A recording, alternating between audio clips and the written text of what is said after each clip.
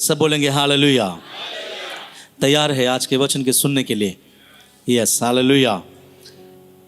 तो हम स्टार्ट करते हैं और अपने आप को हम प्रभु के हाथों में दें और प्रभु की उपस्थिति में अपने आप को रखें, क्योंकि टॉपिक जो है ना बहुत बड़ा है, बहुत विशाल टॉपिक है। मुझे नहीं पता कि मैं उसको कैसे इसके साथ जस्टिस करूं, लेकिन परमेश्वर ने मेरे मन में ढाला है कि इस संदेश को मैं आप लोगों के सामने लाऊं। तो कभी कभी मैं सोचता हूं कि अगर हो तो इसको भाग 1, भाग 2, भाग 3 करके भी हम बनाएं, लेकिन वो प्रभु की मर्जी है। टॉपिक बड़ा है और विशेष टॉपिक है। क्या टॉपिक है? विशेष टॉपिक है।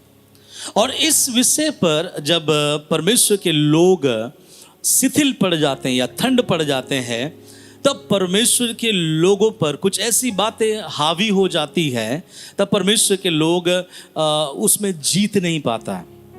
क्या नहीं पाता है? जीत नहीं पाता। आप बताइए, दुनिया में ऐसा कौन व्यक्ति होगा जो जीतना नहीं चाहता? हर एक फेलियर से भी अगर आप पूछे कि भाई जीतना चाहता है, तो लोगों का कहना क्या होगा? हाँ, मैं जीतना चाहता हूं। स्कूल में अगर एक ही कक्षा में 70 बच्चे अगर पढ़ रहे हैं, तो जाहिर सी बात है 70 के 70 बच्चे तो फर्स्ट डिवीजन में पास नहीं होगा।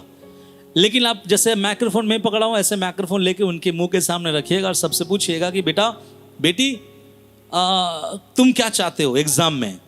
और सबके मुंह से एक ही बात आएगा, मैं क्या होना चाहता हूँ? पास होना चाहता हूँ। और सब ज़्यादातर लोग बोलेंगे, बच्चे बोलेंगे, मैं फर्स्ट आना चाहता हूँ। लेकिन आपको मालूम होना चाहिए, हमें भी मालूम है कि सब फर्स्ट नहीं आएंगे, उनमें से एक फर्स्ट आएंगे। इसका कारण क्या है? फेलियर लोगों को भी जीतना पसंद है, और जीतने वाले को तो फितरत है, वो तो जीतने के लिए ही पैदा हुआ है। लेकिन जो फेलियर होता है, उनको भी मन में आग्रह होता है कि मैं क्या करूं? जीतूं।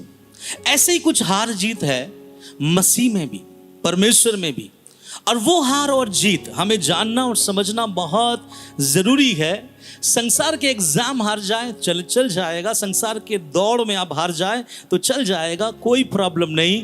परंतु अगर इस जगह पर आप हार गए, इस जगह पर अगर आप लूज हो गए, तो आपके जीवन से बहुत कुछ चला जाएगा। इसलिए बहुत सावधानी के साथ इस वचन को हम सुनेंगे। सब बोलेंगे हालेलुया। इफिसियों की पत्री, उसका 6वां अध्याय और उसका 10वां वचन निकाल कर हम पढ़ेंगे। इफिसियों की पत्री, उसका 6वां अध्याय और उसका 10 वचन। जिसके पास बाइबल है वो बाइबल देखे, नहीं है स्क्रीन में देखे, ताकि आप उसे देख कर पढ़ सकते और समझ सकते हैं। हाँ, क्या लिखा है सुनिए ध्यान से।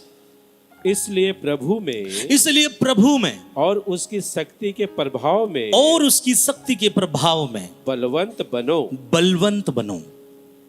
ये जो वचन है प्रेरित पौलुस ने लिखा है, और ये वचन जब आप पढ़ोगे, इफिसी 6, उसका 10, उसका 11, उसका 12, उसका 13 और उसका आगे अगर जाएंगे, आपको बहुत सारी बातें ऐसे मिलेगी जो बाइबल के किसी किताब में परमेश्वर ने किसी को ऐसा एक प्रकाशन नहीं दिया।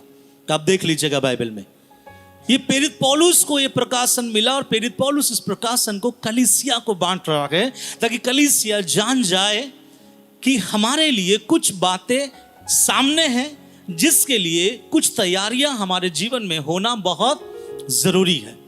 और वो कहता है इसीलिए, और आपको मालूम है इसीलिए सब तब आता है जब वो कुछ कहना चाह रहा है कि इसके लिए, है ना, जो मैं बताऊंगा इसके लिए क्या कह रहा है? प्रभु में और उसकी शक्ति के प्रभाव में क्या बनो? बलवंत बनो। अर्थात सीधी तौर से अगर मैं बताऊं इस वचन को, प्रभु के शक्ति के प्रभाव में बलवंत बन जाओ, सामर्थी बन जाओ, ठोस बन जाओ, और अपना बल को मजबूत कर लो। क्यों? क्योंकि आगे लिखा है कुछ बातें हैं। जब प्रेरित पौलुस कह रहा है, मैं और एक बार फिर से रिपीट करूं आपके लिए, ये एक ऐसा प्रकाशन है, बाइबल में कहीं नहीं मिलेगा आपको, कहीं नहीं। यहां लिखा गया, इसलिए प्रभु में उसकी शक्ति के प्रभाव में क्या करो? बलवंत बनो। क्योंकि आगे परमेश्वर के सारे हथियार बांध लो। क्यों बलवंत बनना है? खुदा के हथियारों को बांधने के लिए। आगे कि तुम शैतान की युक्तियों के सामने कि तुम शैतान की युक्तियों के सामने खड़े रह सको, क्योंकि हमारा यह मल्ल युद्ध मल्ल युद्ध लहू और मांस से नहीं, परंतु प्रधानों से और अधिकारियों से और इस संसार के अंधकार के हाकिमों से और उस दुष्टता की आत्मिक सेनाओं से है, हाँ, जो आकाश में है। अब समझने वाली बात क्या है? इसीलिए प्रेरित पौलुस बोल रहा है, प्रभु में और उसकी शक्ति के प्रभाव में बलवंत बनो। दो काम करना है तुम्हें, एक तो परमेश्वर के हथियार को अपना हथियार बनाना है, दूसरा उस हथियार को अपना हथियार बनाने के बाद शैतान का सामना करना है। और जब शैतान का सामना करना है, पूरे बाइबल में सब जगह में यही चीज आया है, शैतान का सामना करना है। और शैतान के बारे में बोला गया वो झूठ का बाप है, शैतान के बारे में बोला गया अलग अलग नाम उसका है। लेकिन यहाँ पर प्रेरित पौलुस एक अलग प्रकाशन देता है। और प्रकाशन क्या मालूम है? इसलिए प्रभु में बलवंत बन जाओ, क्योंकि तुम्हारा जो लड़ाई है प्रधानों से है। किससे है? इस बाइबल के सब पे ध्यान दीजिएगा, प्रधान से नहीं, प्रधानों से। इसका मतलब एक प्रधान नहीं है वहां पे, कितना है? कई सारे प्रधान हैं। अब प्रधान कौन होते हैं मालूम है? जो चीफ होते हैं, जो ऑर्डर देते हैं। और ऐसा चीफ आपके पीछे पड़े हुए एक नहीं, कितने? प्रधानों। और आगे अधिकारी नहीं है, क्या लिखा है? अधिकारियों।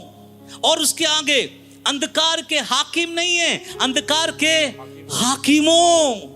और उसके बाद दुष्टता के आत्मिक सेनाओं से है, सेनाओं से है, सेना से नहीं। आपको मालूम है बाइबल के हिसाब से अगर सेना शब्द आता है, आप लोगों को वाला वचन मैंने पढ़वाया था, प्रचार भी मैंने किया था। जब सेना आता है, क्योंकि एक बार यीशु मसीह एक जगह गया और एक लड़के के अंदर दुष्टात्मा देखा, तो उससे पूछा तेरा नाम क्या है? उसने कहा मेरा नाम सेना है। तो वहां पर एक स्टार है, नीचे बाइबल के फुटनोट में वही स्टार के साथ एक नोट्स लिखा हुआ है, उसको बोलते लिगियोन। अर्थात जब कोई सेना बोलता है अपने आप को, अर्थात ये होता है कि 6000। तो यहां कितना है? सेनाओं 6000 नहीं, उससे भी और ज्यादा। अब 6 लाख बोल सकते हैं, 6 करोड़ बोल सकते हैं, मुझे नहीं पता। लेकिन इतना समझिएगा, ऐसे करोड़ों आत्माएं आपके विरुद्ध है, ऐसे करोड़ों प्रधाने आपके विरुद्ध है, ऐसे लाखों करोड़ों अधिकारियां जो दुष्ट के द्वारा नियुक्त किया गया है आपके विरुद्ध है। ऐसे कई अंधकार के हाकिमों, हजारों लाखों करोड़ों जो आपके विरुद्ध है। इसलिए प्रेरित पौलुस प्रकाशन में खुदा के आत्मा के अगुवाई में इफिसुस कलीसिया को और इस वचन के द्वारा मेरे मुंह से हम सबों को परमेश्वर कहना चाहता है, इसलिए प्रभु में क्या हो जाओ? प्रभु में उसकी शक्ति के प्रभाव में बलवंत बनो। क्योंकि अगर तुम बलवंत नहीं बनोगे तो तुम परमेश्वर के हथियार बांध नहीं सकोगे। और जब तुम परमेश्वर के हथियार नहीं बांधोगे तो तुम उस अधिकारियों के, उस हाकिमों के, उस अंधकार के सेनाओं से, उस के प्रधानों से मुकाबला क्या करोगे? इसलिए मैंने कहा जीत सबको पसंद है, लेकिन जीत के लिए लड़ाई लड़ना पड़ता है। और लड़ाई लड़ने के लिए क्षमता की आवश्यकता होती है, और क्षमता के लिए क्षमता बढ़ाना पड़ता है। किसी के अंदर क्षमता एक दिन में नहीं आता है, वो धीरे धीरे क्या होता है? इंसान के अंदर बिल्ड होता है। इसलिए यहाँ पे प्रेरित पौलुस कहता है, इसलिए मेरे भाई प्रभु में क्या हो जाओ? बढ़ जाओ। कैसा बढ़ो? नॉर्मल नहीं, प्रभु में क्या हो जाओ? बलवंत हो जाओ। आपको मालूम है कई मसीह अपने जिंदगी के आत्मिक लड़ाइयों में आज हार कर बैठा हुआ है। कई मसीह अपने जिंदगी के क्षेत्र के उस लड़ाइयों में हार कर क्या हुआ है? बैठा हुआ है। मैं एक सवाल आपसे पूछता हूं, जवाब भी मैं आपसे पूछूंगा, आप बताइएगा, क्या शैतान आपके जीवन को ले सकता है? क्या शैतान आपके जीवन को ले सकता है? उसको आपको मारने का अधिकार है? क्या वो मार सकता है? आप कंफ्यूज में हैं, कंफ्यूज में मत होइएगा। मैंने बाइबल कॉलेज स्टूडेंट से पूछा, क्या शैतान हमारे प्राण को ले सकता है? उन्होंने कहा नहीं सर, शैतान नहीं ले सकता। तब मैंने उसको एक स्टोरी बताया कि प्रभु में बहुत भक्ति वाला एक व्यक्ति था जिसका नाम क्या था, अय्यूब।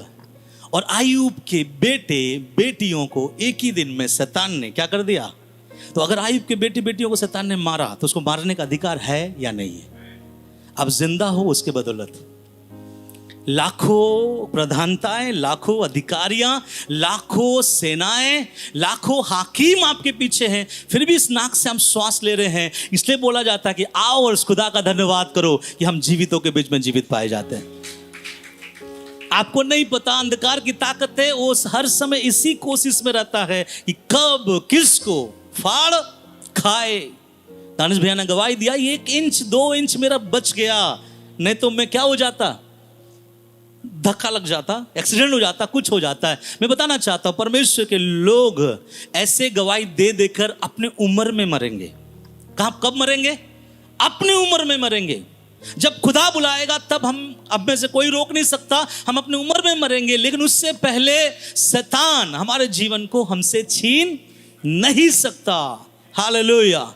और इसलिए घमंड करना कि आप करोड़ों हो सकते हैं लेकिन मैं अकेला हूं आपके बीच, खुदा ने मुझे जिंदा रखा है, इसलिए आपके बीच उस खुदा का हाथ उठाकर मैं धन्यवाद करता हूं। हालेलुया। अगर आप आत्मिक नजर से सोचोगे कि इर्द गिर्द आपके भरे पड़े हुए हैं, लेकिन हर संडे आकर आप बोलते थैंक यू लॉर्ड एक और संडे देने के लिए।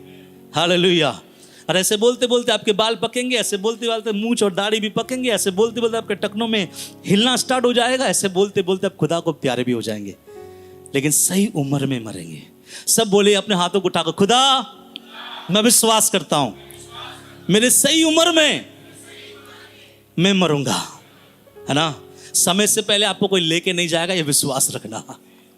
इसलिए कोई भी कुछ बोले, यूट्यूब नेटवर्क कुछ भी कहीं से भी आता है, तो उस बातों पर विश्वास और भरोसा मत करना, क्योंकि उस पर विश्वास करने से पहले यह विश्वास करना कि करोड़ों प्रधानताएं हैं, करोड़ों अधिकारियां हैं, करोड़ों हाकिमों हैं, करोड़ों सेनाओं हैं, अगर उसके बीच में सुरक्षित है तो बीमारी मुझे कहां ले जा पाएगी। हालेलुया। इसलिए याद रखिएगा, हमारा आपका एक मल्लयुद्ध है। क्या है? मल्लयुद्ध है। उसके लिए मुझे आपको स्ट्रांग बनना पड़ेगा, और थोड़ा स्ट्रांग नहीं, बहुत स्ट्रांग बनना पड़ेगा। अगर मैं पूछूं आपसे स्ट्रांग कैसा बनना है, तो आप में से सब कोई पहला बोलेंगे पास्टर जी उपवास करना है, पास्टर जी फास्टिंग लेना है, पास्टर जी घंटों प्रभु के पास बैठकर क्या करना है, प्रार्थना करना है। ये तो वो बातें हैं जो आपको पता है। मैं कुछ और बातें बताऊंगा जो आपको नहीं पता है। ये सबको पता है। एक बच्चे से पूछे, बेटा आप सामर्थ्य कैसे बने? हाँ अंकल, प्रार्थना करेंगे तो क्या बन जाएंगे? सामर्थ्य बनेंगे। लेकिन मैं आपको बताना चाहता हूं, यहां मैं प्रार्थना के बारे में बात नहीं करना चाहता। यहां प्रभु का वचन कहता है, इसलिए प्रभु में सामर्थ्य बनो। क्या करो? सामर्थ्य बनो। और इसको समझाने के लिए कुछ और बातें बताऊं, उसके बाद में उसमें जाऊंगा। 3-4 बातें बताऊंगा जो हमको प्रभु में सामर्थ्य बनाता। क्यों? अगर आप सामर्थ्य नहीं हैं तो आप वो हथियार उठा ही नहीं पाओगे। वो भी हथियार किसका है? किसका है? इसका मतलब प्रभु भी लड़ता है, और प्रभु भी लड़ाई में उसी औजार का इस्तेमाल करता है। प्रभु कहता है, बेटा जो मैं इस्तेमाल करता हूं वो तू भी क्या कर, इस्तेमाल कर। तो कहीं मेरा और आपका, मेरा और परमेश्वर का वो खेल ना होने पाए, ये प्रभु साउल के जगह पे आ जाए और हम दाऊद के जगह पे आ जाए, प्रभु से बोले प्रभु तेरा औजार हम लेकर नहीं चल पा रहे हैं। ऐसा नहीं होना चाहिए। हमें ये प्रभु कह रहा है कि नहीं, मेरे हथियार को ले ले। आप सोचो, जो परमेश्वर के हथियार को बांधने वाला व्यक्ति होगा वो खुद ब खुद अपने में कौन होगा? बताइए ना। जो परमेश्वर के औजार को लेने वाले व्यक्ति है वो खुद ब खुद अपने आप में उसका आइडेंटिटी क्या है? अरे वो परमेश्वर के जैसा सामर्थ्य है। परमेश्वर नहीं है, लेकिन परमेश्वर के समान वो अपने आप को बिलीफ सिस्टम के अनुसार ले जाता है, और वो विश्वास करता, खुदा तू मेरा बाप है और मैं तेरा बेटा हूं। अगर तूने औजार उठाया है मैं भी उठा सकता हूं, अगर तूने मारा है तो मैं भी क्या कर सकता हूं, मार सकता हूं। लेकिन प्रभु कहता है अपने दास पौलुस के द्वारा, पहले बता दे मेरे बच्चों को, थोड़ा क्या हो जाए, बलवंत हो जाए। क्योंकि बिना बलवंत हुए तलवार उठेगा नहीं, बिना बलवंत हुए झिलम तुम पहन नहीं पाओगे, बिना बलवंत हुए ये उद्धार का टॉप तुम में लगेगा नहीं। समझ में आ रहा है मेरे बातों को, है ना। जो गाड़ी आप चलाते हैं, अगर वो गिर जाए आप उठा सकते हैं, लेकिन आपका गाड़ी अगर गिरा रहे, अपने बच्चों को बोलिए बेटा उठा दे, नहीं उठा पाएगा। क्यों? क्योंकि उसमें वो क्षमता नहीं है। तो इसलिए प्रभु ने कहा पहले क्षमता लेके आओ। इसलिए मैं आपसे पूछा क्षमता कैसे बढ़ाए। और कई लोग मसीह में इस लड़ाई में क्या हो जाते हैं, फेलियर होते हैं कुछ मिसअंडरस्टैंडिंग की वजह से। मैं आशा करता हूं कि वो सारा मिसअंडरस्टैंडिंग खुदा आज हमारे जीवन से क्या करेगा, दूर करेगा। सब बोले हालेलुया। और वो कौन सा अंडरस्टैंडिंग है मैं आपको बताऊंगा, तब आप समझ पाओगे।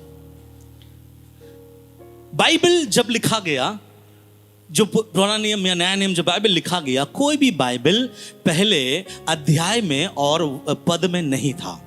ठीक है, आज हम पढ़ रहे हैं ना मत्ती 3 का 5 निकालो, तो मत्ती 3 अध्याय निकालते हैं, 3 अध्याय का हम 5 वचन में जाते हैं और पढ़ते हैं। लेकिन जब बाइबल लिखा गया था, अर्थात पुराने समय पर जब बाइबल पवित्र आत्मा के द्वारा लिखा गया, वहां चैप्टर नहीं था, वहां पे पद नहीं था। इसका मतलब मैं और आप ये नहीं बोल पाएंगे इफिसियों की पत्री उसका 6 का 10, कोई ना तो 6 था ना तो 10 था, केवल इफिसियों की पत्री था। इस बात को मैं आपके अंदर इसलिए डालना चाहता हूं, हम हमारे अच्छे के लिए या फिर हमको समझने के लिए, मेमोराइज करने के लिए, वचन पढ़ने के लिए, निकालने के लिए, किसी पास्टर को बोलने के लिए, सहज होने के लिए प्रभु के दासगण 1200 सदी में या 1300 में इस बात को बदल कर अध्याय ले आया, फिर उसमें वर्सेस को डाला ताकि मैं और आप क्या कर सके, निकाल सके। अगर मान लीजिए यहां अध्याय नहीं होता और यहाँ पे पद नहीं होता, तो मैं वचन कैसे प्रचार करता। हाँ, इफिसियों निकालेंगे, हाँ बदलिए, पलटिए, हाँ देखिए पढ़ते जाइए वचन आएगा। तो आप पूरा इफिसी 1 से पढ़ते रहेंगे, जब 6 अध्याय का 10 आएगा तो हाँ यही वचन मुझे चाह रहा था। इसलिए प्रभु के दासों ने पद और अध्याय किया। इसका मतलब क्या है मैं आपको समझाऊं। इफिसी की पत्री जब 6 अध्याय हम पढ़ रहे हैं, ये मत समझना कि 6 अध्याय सेपरेट में लिखा गया है। 6 अध्याय को समझने के लिए पूरा 1 अध्याय से लेके 6 अध्याय आपको पढ़ना पड़ेगा। और इसलिए समझिएगा, प्रेरित पौलुस जब इफिसियों की किताब को लिख रहा है कि ये बातें हैं, तो प्रेरित पौलुस एक सम्मा बांध रहा है। सम्मा मतलब एक एटमॉस्फेयर तैयार कर रहा है कि उसके लोग जान जाए कि प्रभु में बलवंत, प्रभु में सामर्थ्य कैसे हुआ जाता है। प्रार्थना आराधना नहीं है, वो बात की बात है। कुछ जगह मसीह लोग गलत कॉन्सेप्ट के कारण से सामर्थ्यहीन की तरह चलता है, इसलिए शैतान हरा कर कूदता है और हम वहां पे सोए रहते हैं और हम वहां पे कुछ नहीं कर सकते, क्योंकि लड़ाई है। और यहां पर प्रेरित पौलुस 6 अध्याय जब लिखा था, 6 अध्याय नहीं लिखा था, प्रेरित पौलुस समझा रहा है। और प्रेरित पौलुस जब इफिसियों की पत्री को लिख रहा है, तो धीरे धीरे पवित्र आत्मा इससे पहले कि वो आत्मिक युद्ध के बारे में बात करे, उस आत्मिक युद्ध के तैयारियों के बारे में बात किया। किसके बारे में बात किया? युद्ध के तैयारी के लिए। तुरंत कोई आपको युद्ध में नहीं भेजेगा, लेकिन जब तक हमारा खुदा हमको तैयारी ना बताए, मैं और आप तैयार कैसे होंगे? आप यहां पे देखिएगा, लिखा गया इसलिए प्रभु में और उसकी शक्ति के प्रभाव में क्या हो जाओ, बलवंत बनो और परमेश्वर के सारे हथियार। इसका मतलब बलवंत बनने के बाद हथियार क्या करो। तो भैया बलवंत कैसे बनेंगे, उसके बारे में प्रेरित पौलुस ने बताया नहीं बताया है। लेकिन हमें समझना पड़ेगा कि बाइबल अध्याय में और पद में बना हुआ नहीं था। इसलिए मैं 4 बातें आपको बताऊंगा, और ये 4 बातें पौलुस ने इस मलयुद्ध को करने के लिए, जीतने के लिए सेट किया है। और ये इंसान जब मिस करता है, वो अपने जिंदगी के लड़ाइयों को शैतान से लड़ नहीं पाएगा। शैतान जीतेगा और आप क्या हो जाओगे, हार जाओगे। सीखने के लिए तैयार हैं आप? उसके लिए प्रेरित पौलुस ने स्टार्ट किया।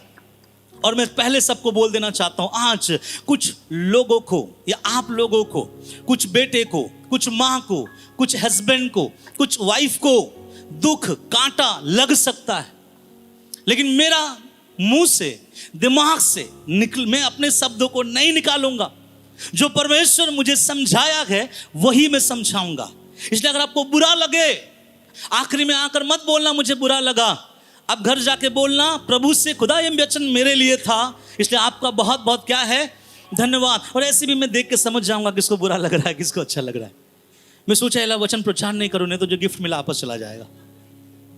फिर मैं सोचा नहीं ऐसा तो नहीं होने वाला, मजाक कर रहा था।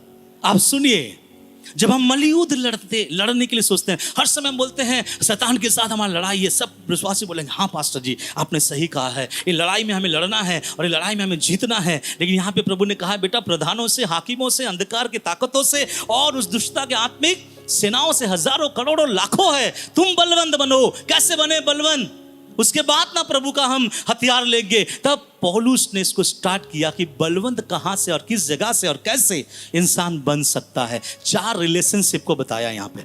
कितने रिलेशनशिप? 4 रिश्ता। और ये 4 रिश्ता से मैं आप लोगों से बात करना चाहूंगा, ठीक है। सबसे पहले हम पीछे चलेंगे, इफिसी 5 अध्याय उसका 22, उसका 23, उसका 24 शुरू करते हैं और बड़े ध्यान से सुनिएगा। सबसे पहले जो वार आ रहा है वो पत्नियों के लिए आ रहा है, माफ कीजिएगा लेकिन प्रभु के वचन में लिखा है। जी आप पढ़िए। हे पत्नियों, हे पत्नियों, अपने अपने पति के ऐसे अधीन रहो जैसे प्रभु के।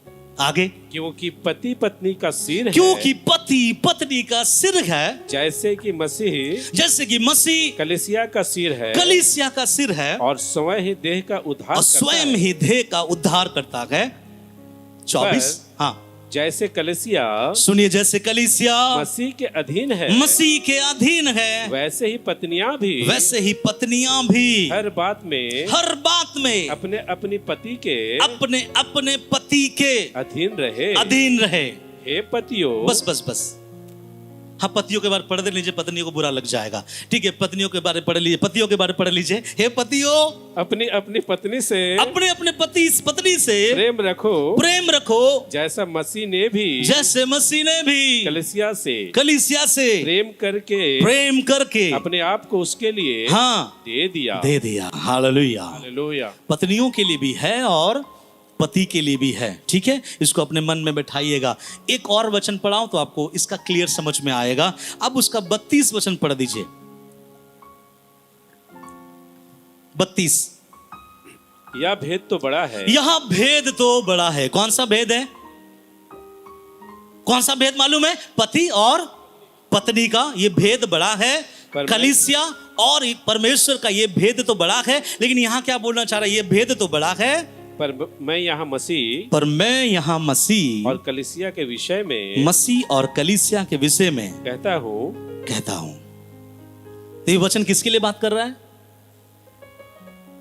मसीह और उसके कलीसिया। लेकिन इस एक ही पॉइंट में 2 पॉइंट छुपा हुआ है। हम हर किसी के लिए एक आत्मिक युद्ध है। हम हर किसी के लिए, ये हाकिमों हमारे विरुद्ध में हैं, ये अंधकार की ताकतें हमारे विरुद्ध में हैं, ये शैतान हमारे विरुद्ध में है, ये कब किसको फाड़ खाए। और आप में से बहुत कोई सोचेंगे बहुत दुआ करेंगे, बहुत प्रार्थना करेंगे, वचन पढ़ेंगे, सीखेंगे, प्रभु में बढ़ेंगे तो हम उस दुष्टता के आत्मिक सेनाओं को हरा सकते हैं, परमेश्वर के हथियार को ले सकते हैं। प्रभु कहता है नहीं ले पाओगे। मेरा दास तुमसे कहता है इससे पहले कि मेरे औजार को तुम उठाओ, खुद ब खुद बलवंत हो जाओ। प्रभु हम बलवंत कैसे होए? प्रभु कहता है बलवंत होता है तेरे रिश्ते के अच्छे दिन से। कहां से?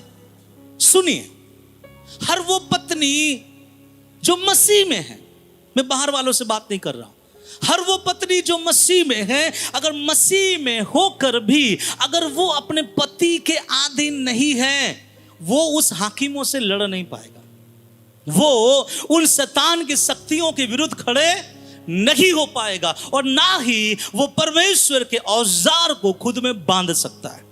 अब बोलेंगे ऐसा कैसे? नहीं, ऐसा ही है। परमेश्वर का वचन कहता है हे पत्नियों, अपने अपने पति के अधीन रहो। अधीन रहने वाली बात तो ठीक है, कैसे अधीन रहो बताएं? प्रभु कैसे बोल रहा है? किस स्तर में आपको अपने पति के अधीन रहने के लिए कह रहा है? किस रूप में परमेश्वर कह रहा है कि अपने पति के आप अधीन रहो? ये आप सुन के तंग रह जाओगे। यहां कह रहा है अपने अपने पति के ऐसे अधीन रहो जैसे प्रभु के। माय गॉड, हम प्रभु को कैसे आदर देते हैं? प्रभु का नाम लेने से में हमारा मन में कैसे आदर होता है? हम प्रभु की आराधना करने से में कैसे हमारे मन में आदर होता है? और ये आदर, ये सम्मान, ये इज्जत जो हम प्रभु की अधीनता में खुद को ले आते हैं, जब आपका पति घर लौटे, जब आपके पति से आप बात करें, जब आपके पति के साथ आप बैठे, जब आपके पति के साथ चाय पिए, जब आपके पति के साथ आप संगति करें, बाइबल बोलता है ठीक जैसे तू मेरे अधीन है अपने पति के अधीन रहना। किसके अधीन? पत्नियों को बोला गया आप किसके अधीन? पति के अधीन। पति के।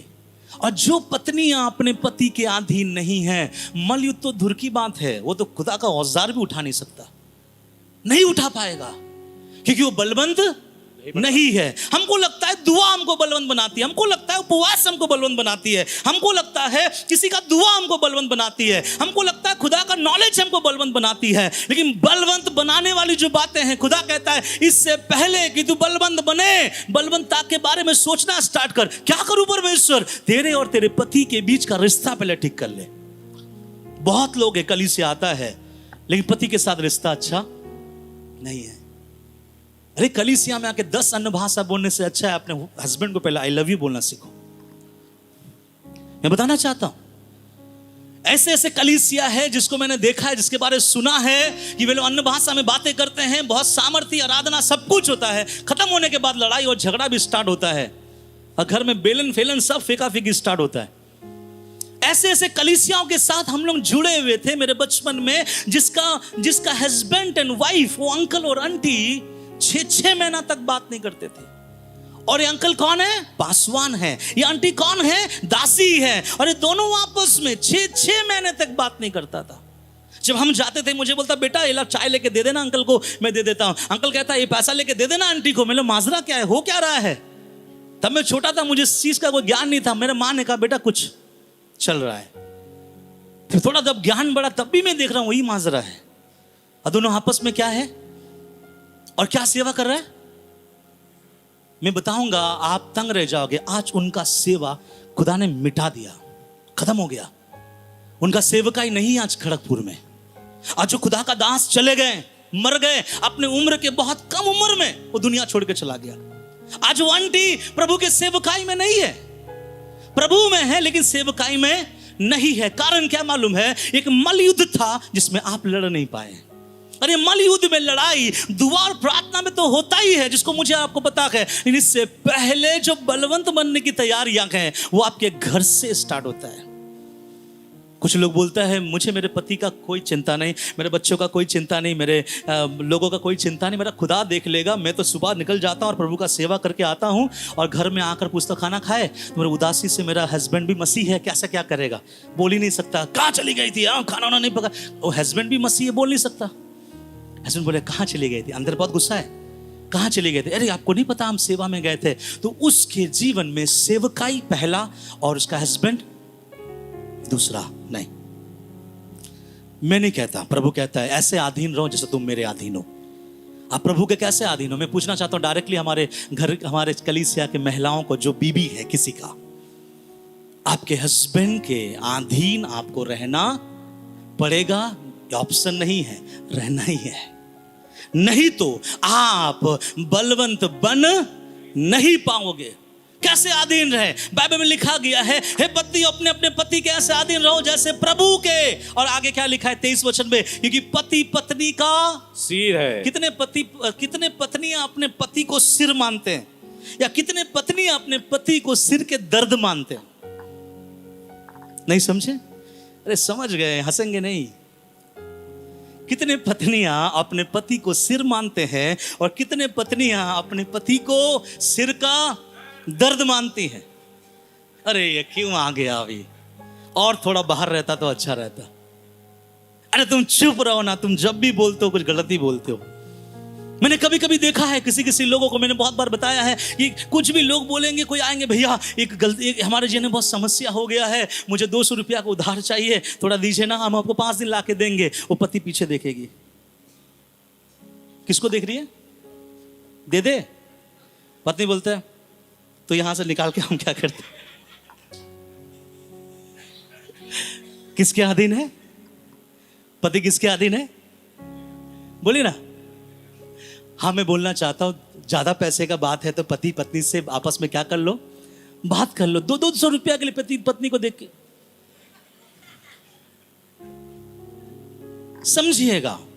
इसका मतलब पति मन में बोलता भाई तुझे क्या पता, 200 रुपया मैं तुझे दे दूंगा, 200 दिन तक खाना सही से नहीं देगी तेरी भाभी। समझिएगा ये जो आतंक है परिवार में। क्या आतंक? तेरी भाभी क्या बोलेगी, ये क्या बोलेगी। हमारे मसीही घर में नहीं होना चाहिए, मसीही जीवन में नहीं होना चाहिए।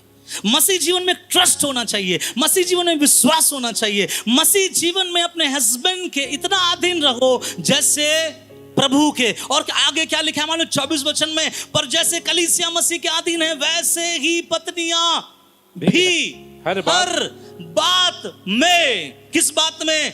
हर बात में अपने अपने पति के अधीन रहो। हर बात में, एक बात में नहीं।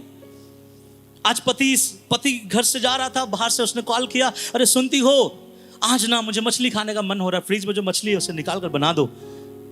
पत्नी ने कहा ठीक है। अब जब गैस से घर आया तो देखा पत्नी ने मछली नहीं बनाया, उसने एक भिंडी का सब्जी बना कर रख दिया। पति ने बोला क्यों ऐसा, आपको नहीं पता मुझे मछली पर खाना पसंद नहीं है?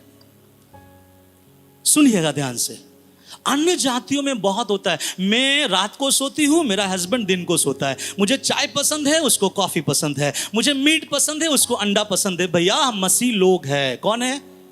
मसीह लोग है। बाइबल में ये नहीं बोला गया कि जब हम शादी होते तो हमारा दोनों का तन, अरे तन एक है तो विचार अलग कैसे?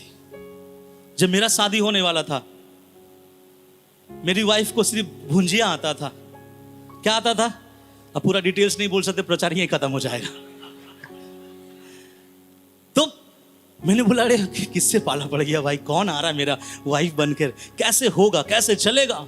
क्योंकि हम थोड़ा सा होता ना बंगाली टाइप का फैमिली, जिसमें थोड़ा सा बहुत सारा सब्जी चुचड़ी फोचड़ी होता है, बहुत सारा चीज, और वो उस चीज से बिल्कुल कोसों दूर है। तो मैं उसके लिए प्रार्थना नहीं किया प्रभु आप सब कुछ ठीक कर दीजिएगा। लेकिन जैसे वो घर आई और जैसे घर आना स्टार्ट हुआ, पहले स्टार्टिंग में जब खाना वाना सामने आया तो मैंने बोला ये तुम खाती हो? उन्होंने कहा नहीं ये वाला मैं नहीं खाता हूँ। तो मैं पहला उनको बोला अगर तुझे मुझसे प्रेम है तो ये चीज़ तुम क्या करोगी? खाओगी। मेरे पत्नी ने उसको उठाकर क्या किया, ऐसा बोल बोल कर 13 साल में वो सब कुछ सिखा दिया जो मुझे पसंद है। लेकिन आप एक बात उससे पूछ लीजिएगा, 13 साल में उसको भी जो पसंद हो आज भी मुझे पसंद है। ये है पति पत्नी का रिश्ता। मैं वो नहीं खाती हूँ, मैं वो खाता हूँ, तुम वो ला खाना, मैं ये खाऊंगा, तुम वो ला देखना, मैं ये देखूंगा। ये पति पत्नी नहीं है। पति पत्नी का मतलब क्या होता है? एक तन, एक सोच, एक चाह, एक इच्छा। आज दुनिया में क्या हो रहा है मालूम है? डिवोर्स का केसेस बढ़ रहा है। क्यों बढ़ रहा है? मैं इस संदेश को मसीह कॉन्सेप्ट में प्रचार कर रहा हूं, ठीक है, वर्ल्डली कॉन्सेप्ट में प्रचार नहीं कर रहा हूं, इसलिए मसीह कॉन्सेप्ट से लीजिएगा। आज ऐसा बोला जाता है कि लड़कियां भी किसके समान है? पुरुषों के समान है। उसको आदर और सम्मान देना चाहिए। मैं मना नहीं करता, आप दो ना, कोई दिक्कत नहीं है। लड़की और पुरुषों को सम्मान देना चाहिए। और आजकल लड़कियां भी शादी करने के बाद अपने हस्बैंड से बोलती है कि मुझे भी समय दो, मैं बाहर जाकर क्या करूंगी? जॉब करूंगी। अरे अगर आपका हस्बैंड आपको राजी कर, अगर आपका हस्बैंड हाँ बोलता है तो आप क्या कीजिए? जाइए, मना नहीं है, काम करो ना, खूब पैसे कमाओ और चर्च में भी ला कर दो, कोई दिक्कत नहीं है। लेकिन अगर आपका हस्बैंड आपसे कहता है ना, तो आपको क्या मालूम होना क्या करना चाहिए? ना। अब उसके बाद हस्बैंड 15 दिन तक बात नहीं कर रहा है, ये तो ब्लैकमेल हो गया। क्या हो गया? ब्लैकमेल हो। ध्यान से सुनिएगा, कुछ औरतें अपनी बात मनवाने के लिए अपने पति के सामने ऐसा मुंह बनाती है, ऐसा करते रहती है कि उसका पति आखिरकार बोल ही देता है कि जा, चला जा। पता है क्यों बोलता है पति? आप सुन के तंग रह जाओगे। आप सोचोगे लड़कियां घर बचाती है, नहीं, लड़के घर बचाते हैं। लड़कियां सहती है, उसके समान पुरुष नहीं सह पाएगा। लेकिन ज्यादातर जगह पे देखा गया लड़के घर क्या करता है? बचाता है। कारण क्या मालूम है? लड़कों को पता है भैया ज्यादा बोलेंगे तो मेरा परिवार, मेरा रिश्ता क्या हो जाएगा? टूट जाए। इसलिए क्या होता है, लड़का यहां भी सुनता है, लड़का वहां भी सुनता है, लड़का वहां भी सुनता है और सब कुछ सेटल करता है। उसमें लड़कियां ये सोचती है आ गया मेरे मुट्ठी में मेरा पति। क्या हो गया? मसीहों को ये शब्द कभी नहीं बोलना चाहिए कि मेरा हस्बैंड मेरे मुट्ठी में। जिस दिन बोला आपका हस्बैंड आपके मुट्ठी में नहीं, आप शैतान के मुट्ठी में आ चुके। याद रखिएगा। बाहर वाले लोग बोलते हैं नहीं आजकल तो लड़कियां बढ़ रहा है, उसको नौकरी करना चाहिए, बराबरी होना चाहिए, ये होना चाहिए, हम भी कमाएंगे, दोनों मिलकर कमाएंगे और ये करेंगे, मेरा भी समय है। आजकल ऐसा भी दिखाता है लड़कियां अपने हस्बैंड के सामने कुछ भी देख रहा है, हस्बैंड पूछ रहा है क्या देख रही हो? आपसे मतलब हस्बैंड कुछ देख रहा, लड़कियां पूछ रही है क्या देख रहे हो, तुमसे मतलब, अपना काम करो, मैं अपना काम करूंगा। ये पति पत्नी का रिश्ता बनकर रह चुका है आज दुनिया में। और ऐसे लोग लड़ने जाएंगे शैतान से, अधिकारियों से, हाकिमों से और दुष्टता के सेना से, और ये भी उम्मीद करेंगे कि मैं क्या करके आऊंगा, जीत के आऊंगा। अरे जीत के नहीं, वो आपको ऐसा दबाएगा कि आप दोबारा उठ नहीं पाओगे। इसलिए मसीही परिवार धीरे धीरे क्या हो रहा है, नष्ट में चला जा रहा है। क्यों? बाइबल इस बात को बताता है, अपने पति के अधीन रहना। कैसे अधीन? जितने पत्नी हैं सुन लीजिए, आज तक आप कैसे अपने पति के साथ है, मुझे लेना देना नहीं है, मुझे देखना भी नहीं है, लेकिन मैं खुदा का वचन आपके सामने ढाल रहा हूं। अपने पति के अधीन रहो, जैसा परमेश्वर के आप क्या हो, अधीन हो। हर बात को सुनो, वो उसको क्या अच्छा लगता है। आप बोले मेरा कोई जिंदगी नहीं है क्या, मेरा कोई इच्छा नहीं है क्या? और ऐसे बोलने वाली लड़कियों के जीवन में परिवार क्या होता है, टूटता है। क्योंकि आपको समझ में आना चाहिए, जब हम विवाह होते हैं, इसका इच्छा उसका, इसका इच्छा उसका। मैं दोनों तरफ बातें करना चाहता हूं, लेकिन प्रभु ज्यादातर लड़कियों के बारे में बोला गया है। तो अगर परिवार में पति पत्नी का रिश्ता अच्छा नहीं है, तो वो पति पत्नी शैतान से लड़ नहीं पाएगा। वो बलवंत हुआ ही नहीं है, चर्च आ रहा है, आराधना कर रहा है, जा रहा है, लेकिन वो परमेश्वर के अधीन नहीं आया है। एक बात बोलूं तो शायद बहुत बुरा लग जाएगा आपको, लेकिन एक कड़वा सच है। मैं अगर बताऊं, मैं बता देता हूं आपको, ठीक है? सुनिएगा।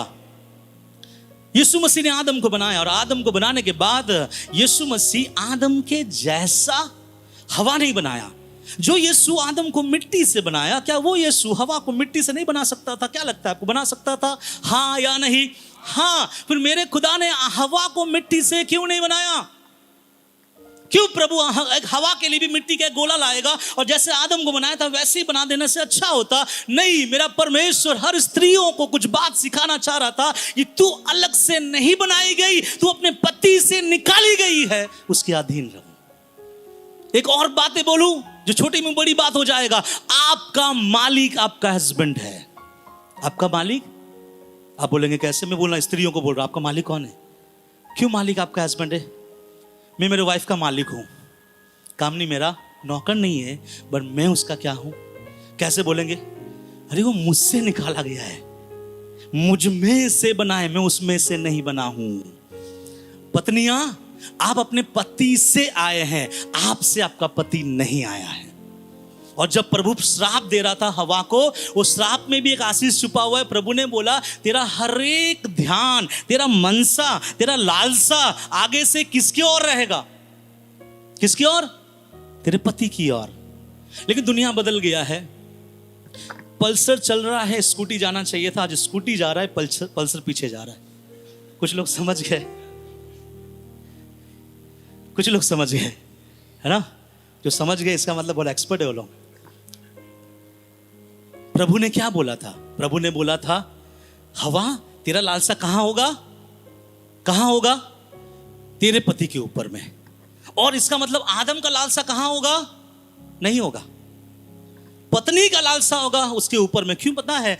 पत्नियां को परमेश्वर ने उसके अंदर से निकाला है। जब निकाला है, दैट मीन्स उसने आदम से निकाला है, आदम उसका ऑनर है। आदम उसका कौन है? ऑनर है। मेरे वाइफ का ऑनर मैं हूं। इसलिए परमेश्वर अपने पतियों से भी बोलता है, उस पतियों से, कि अपने पति अपने पत्नियों से अपने समान क्या कर? प्रेम कर। यहां पतियों को यह नहीं बोला गया अपने पत्नियों के अधीन रहो, या पति को यह बोला गया अपने पत्नी को क्या करो? प्रेम करो। और सुन लीजिए, कौन सा प्रेम? एक चॉकलेट वाला प्रेम नहीं है, एक गुलाब वाला प्रेम के बारे नहीं दिखाता कि वैलेंटाइन डे में एक ओढ़नी ला के दे दिए, वो वाला प्रेम नहीं है। एक दिन चले गए अपने पत्नी को लेकर गार्डन में बैठ गए, 2 कोल्ड ड्रिंक पिला दिए, आ गए, आपको उसको एहसास दिला होगा, देखा मैंने तुमसे कितना प्रेम करता हूं, मैं कोल्ड ड्रिंक भी लाया, गर्म वाला लेके आया। सुनिएगा ध्यान से, बाइबल बताती है, आगे जब पढ़ते हैं, ऐसा प्रेम करो जैसा मसीह ने कलीसिया के साथ प्रेम करके खुद के जीवन को दे दिया। हालेलुया। कहां तक प्रेम? पति को पत्नी को कहां तक प्रेम करना चाहिए? अपना जीवन देने तक। इसलिए आप देखिएगा, पसीने बहाने का जो दंड खुदा ने किसको दिया? बोला, जब तक तेरा पसीना भूमि पर नहीं गिरेगा तब तक तू खा नहीं पाएगा। ये दंड प्रभु ने हवा को दिया या आदम को दिया? आदम को दिया। पता है क्यों? आदम को प्रभु ने इसलिए दिया है कि तू ऐसे ही तिल तिल होकर कष्ट उठाएगा, तब तू अपने पत्नी के लिए 2 मुट्ठा चावल ले जा पाएगा। तू घर का मालिक है, तुझे सब कुछ चलाना है। मेरे प्रियो, ये सारी बातें बताने के पीछे मेरा एक मकसद ये है कि आपका परिवार को ठीक करो, ताकि वो युद्ध को आप लड़ सको। हम परिवार ठीक नहीं होने के कारण से आप दुआ कर लो, आप प्रार्थना कर लो और मुझसे लिखवा लो, मैं सिग्नेचर करके दे दूंगा कि कभी आप लड़ाई में जीत नहीं सकते। उन औरत लोगों के बारे में बोलूंगा जो अपने पति के अधीन नहीं है। इसलिए आज से क्या होना चाहिए? किसके अधीन हो? पति। पति से कैसे बात करें? कैसे बात करें? बोलिए ना, पत्नियां बोलिए, कैसे बात करें? चिल्लाकर या सॉफ्ट आवाज में? यहां जितना भी बोले घर में क्या होता पता नहीं मुझे, क्या क्या होता होगा, लेकिन मैं इसलिए सिखा रहा हूं, ध्यान से सुनिएगा।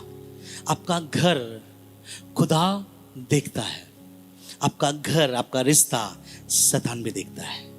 और अगर रिश्ता गलत देख रहा है शैतान, तो शैतान को पता है कि ये बलवंत नहीं है, तो शैतान उस परिवार के ऊपर हमला, आक्रमण और ज्यादा करेगा। इसलिए अपने पति के क्या रहो?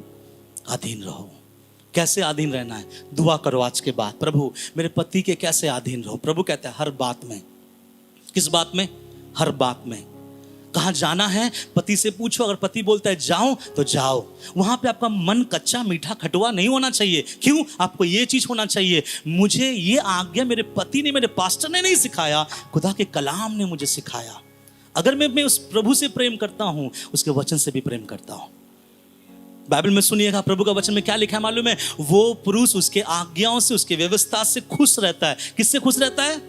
व्यवस्था से खुश रहता है। क्यों ऐसा लिखा गया व्यवस्था से खुश रहता है? वचन में दिन रात ध्यान करता है, लेकिन व्यवस्था से खुश होता है। व्यवस्था का मतलब क्या मालूम है? लॉ। लॉ का मतलब क्या है? नियम, कानून। तो ऐसा एक नियम जब आपके सामने आ रहा है, खुश रहो। ये मत बोलना कि पास्टर ने क्या बोल दिया, ये मत बोलना कि मैं आपके अधीन नहीं आ सकता, मेरा भी जिंदगी है, आपका उम्र मेरा उम्र एक एक है, आपसे मैं 2 साल का बड़ा हूं। आजकल तो शादी ऐसे हो भी रहा है, लड़की का उम्र 28 साल है तो लड़के की उम्र 26 साल है, ऐसे भी होता है। नो मैटर, आपका शादी जैसे भी हुआ हो, लेकिन अगर आप उसके साथ विवाह कर लिए हैं तो आप उसके अधीन। एक बात बताऊं, आप हिल जाओगे। बाइबल में कोई भी स्त्री को धन्य या फिर अच्छा नाम से नहीं बोला गया है। केवल एक स्त्री का नाम लिया गया, जिसका नाम क्या है? सारा। सारा भी अपने घराने में लिखा है। पता है सारा को धन्य क्यों बोला गया? सारा के नाम को परमेश्वर ने ऊंचा क्यों उठाया? सारा कैसे औरत थी मैं आपको बताना चाहता हूं। बोलना अच्छा नहीं लगता, फिर भी बोलना पड़ेगा ताकि आप जान जाओ कि सारा अपने पति की कितने अधीन थी। क्या था पता है? जब अब्राहम जाता था कहीं, कोई भी राज्य में जाता था, तो अब्राहम देखता था, अरे इस राज्य में बहुत सैनिक है, राजा बहुत सामर्थी है। वो अपने पत्नी से बोलता था, सुनो ना सारा। पत्नी बोलती, हाँ बोलो क्या बात है? मैं वहां जा रहा हूं और तुम देखने में बहुत खूबसूरत हो, और तुम्हारे खूबसूरती के चलते वहां के लोग मुझे क्या कर देंगे? मार डालेंगे। इसलिए काम करना, वहाँ के लोगों जब पूछे कि तेरे साथ ये लड़का कौन है या फिर ये इंसान कौन है, तो सबको ये बोलना, ये मेरा कौन है? भाई है। लेकिन सच में कौन है? आप में यहाँ बैठने वाले जितने पति हैं, मैं अगर बोलूँ, अगर वो आपसे बोले कि मैं इस जगह जा रहा हूँ, मुझे तुम बोलना इस जगह में तुम मेरा बहन हो, आप लोगों का हाथ यहाँ से नीचे आएगा। एक चीज रहता है यहाँ पे,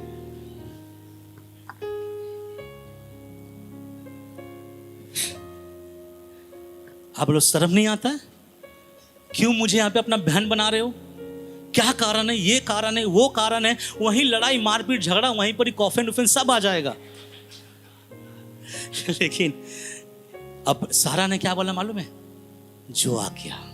वाह। और आपको सुन के ताजुब होगा, जब सारा को वहां ले गया, राजा ने उसको देखा, बहुत खूबसूरत है। पहले के जमाने में एक राजा बहुत विवाह कर सकते थे। उसने देखा, उसने सोचा कि इसके साथ भी मुझे दूसरा एक मेरा रानी बना लूं। तो जब राजा के पास लेके गया, सारा ये नहीं बोला कि मेरे साथ ऐसा मत करो, मेरा पति है। सारा चली गई। एक बात बोलूं जो मंच में से बोलना अच्छा नहीं, लेकिन बोलना पड़ेगा आप लोगों को समझने के लिए। जो अपने पत्नी को दूसरे हस्बैंड के हाथ में दे दे, उसको दुनिया क्या बोलती है? जो अपने पत्नी को दूसरे के हाथ में दे दे अपना जीवन बचाने के लिए, उसको दुनिया क्या बोलती है? दलाल। कौन है अब्राहम? कौन है जिसको मैं और आप विश्वास का पिता बोल रहे? क्या कर रहा है अपने पत्नी को लेके? और जब वहां पे सारा जा रही थी, सारा ने ऐसा नहीं बोला किस तरह का तू इंसान है, तू कैसा करने वाला है। सारा ने एक बात बोला, मुझे विश्वास है, मुझे तेरे अलावा कोई नहीं छुएगा। क्यों? क्योंकि मुझे मेरे परमेश्वर पे विश्वास है। सारा का विश्वास बड़ा था, लेकिन इसका विश्वास कमजोर हो गया कि तेरे कारण लोग मुझे क्या कर देंगे? मार देंगे। लेकिन सारा ने बोला, जो हुक्म मेरे पति, आप मेरे पति हो, मुझे आपके अधीन रहना। यहां तक अधीन कोई औरत रह सकती है क्या? सारा है। और सारा इसलिए होकर खुदा के वचनों में इसलिए लिखा गया ताकि आने वाले बहुत औरतों को इस बात का पता चले कि अपने स्वामी, अपने पति के इस कदर क्या रहो? अधीन रहो, उनके बातों के अनुसार चलो। अभी यहां पर आप बोलेंगे मेरा स्वामी बोल रहा है कि चर्च नहीं आने के लिए। मैं बोल रहा हूं मसीह परिवार के बारे, अन्य जाति के बारे नहीं। अगर आपका स्वामी अन्य जाति है, आपके लाइफ में स्ट्रगल है, वहां भी अपने स्वामी के अधीन रहो, प्रेम करो। क्यों मालूम है? जब आप उसको प्रेम करोगे, उसको आदर दिखाओगे, उसको सम्मान दिखाओगे, वही सम्मान, प्रेम, आदर आपके स्वामी को भी एक दिन उसी के पास घुटने टिकवाएगा जहां आप घुटने टिक कर उस स्वामी के लिए प्रार्थना करते हैं। बदलेगा चीज। लेकिन ये मत सोचो कि अगर आपका स्वामी प्रभु में नहीं है, वो शैतान की ओर से, जरूर शैतान उससे इस्तेमाल कर रहा है, लेकिन अब तक वो आपके शरीर के हिस्से का हिस्सा है, तो आप उससे जुदा नहीं हो सकते। आदर करना है, सम्मान करना है, उनसे दुआ, उनसे प्यार करो, उनको सम्मान दो। अगर वो कहीं दूर से आता है, एक गिलास पानी दो, चाय दो, कॉफी दो। ये सारे चीज क्या होता है पता है? ये सारे चीज आपके परिवार को स्पिरिचुअली, मॉरली इतना सामर्थ्य बनाता है, आप तैयार होते हैं एक मलयुद्ध करने के लिए। हालेलुया। और तब खुदा कहता है मेरे बच्चे, मेरे बेटी, मेरे बेटे प्रभु के लिए क्या हो रहा है? तैयार हो रहा है। इसलिए आज के बाद हमारे कलीसिया के हर एक पत्नियां अपने पति के साथ कैसा व्यवहार करे? बोलिए ना। मैंने बोला था पहले, खराब लगेगा शायद। कैसा व्यवहार करे? कैसा करे? अधीन रहे। सब बोलिए अधीन रहेंगे। क्या अधीन रहेंगे? आपके पति का सुनो। कौन सा पति? जो मसीह में आप दोनों कलीसिया में आते हैं, है ना। और वो पति जो मसीह में नहीं है, उसके भी अधीन रहो। प्रभु के अलावा कुछ और चीज अगर बोलता है, प्रभु के बारे में बोलता है, उसमें मैं नहीं बोलूंगा, कुछ और बातों में बोलता है, अधीन रहो। अगर वो बोले मुझे ये पसंद है, करो। अगर बोले मेरे साथ चलो, हम थोड़ा घूमने चलेंगे, चलो। अगर वो बोले मेरे साथ बैठो, बात करो, उसके साथ बात करो। जब आप अधीन रहोगे, आप खुदा को उनके जीवन में लेके आ पाओगे। नहीं तो मेरे प्रियो, हम और आप कभी भी परमेश्वर की उपस्थिति में उस आत्मिक युद्ध के लिए तैयार नहीं हो पाएंगे। बहुत लोग सोचते हैं दुआ करेंगे तो तैयार हो जाएंगे, है ना, प्रार्थना करेंगे तो क्या हो जाएंगे? तैयार हो जाएंगे। एक प्रभु के दास ने मुझसे कहा, आप और आपका वाइफ मिलकर प्रार्थना करना और परमेश्वर आपके जीवन में बड़ी बड़ी कामों को क्या करेगा जो हम करते हैं। मैं पूछना चाहूंगा, आप लोग जितने भी हस्बैंड वाइफ है, दोनों मिलकर सप्ताह में एक दिन कम से कम उपवास में बैठकर दुआ करे, आपस में बैठकर। और दुआ में पर्सनली ये दुआ करे, हस्बैंड ये दुआ करे, खुदा मुझे ऐसा बड़ा कि मेरे पत्नी को मरते दम तक मैं क्या करूं? मैं प्रेम करूं, लुटाने तक प्रेम करूं। वाइफ क्या प्रार्थना करना है? प्रभु ऐसा अनुग्रह दे कि मैं भी सारे के समान मेरे पति के अधीन रहूं। पत्नियां अगर पति के अधीन है, पति अगर उससे प्रेम करता है, प्रॉब्लम सॉल्व। इसका मतलब वो पति पत्नी तैयार है उसके हर एक स्पिरिचुअल वॉरफेयर में वो जीतेगा या हारेगा? जीतेगा। इसलिए याद रखिएगा, रिस्पेक्ट करो। किसका रिस्पेक्ट करो? पति का। क्यों रिस्पेक्ट करो? आप बोलेंगे नहीं पास्टर जी आप ऐसे मत, मेरा पति का थोपड़ा थोड़ा ठीक नहीं है। थोपड़ा खराब था तो शादी क्यों किया? ये थोपड़ा फोपड़ा कुछ नहीं होता है, ठीक है।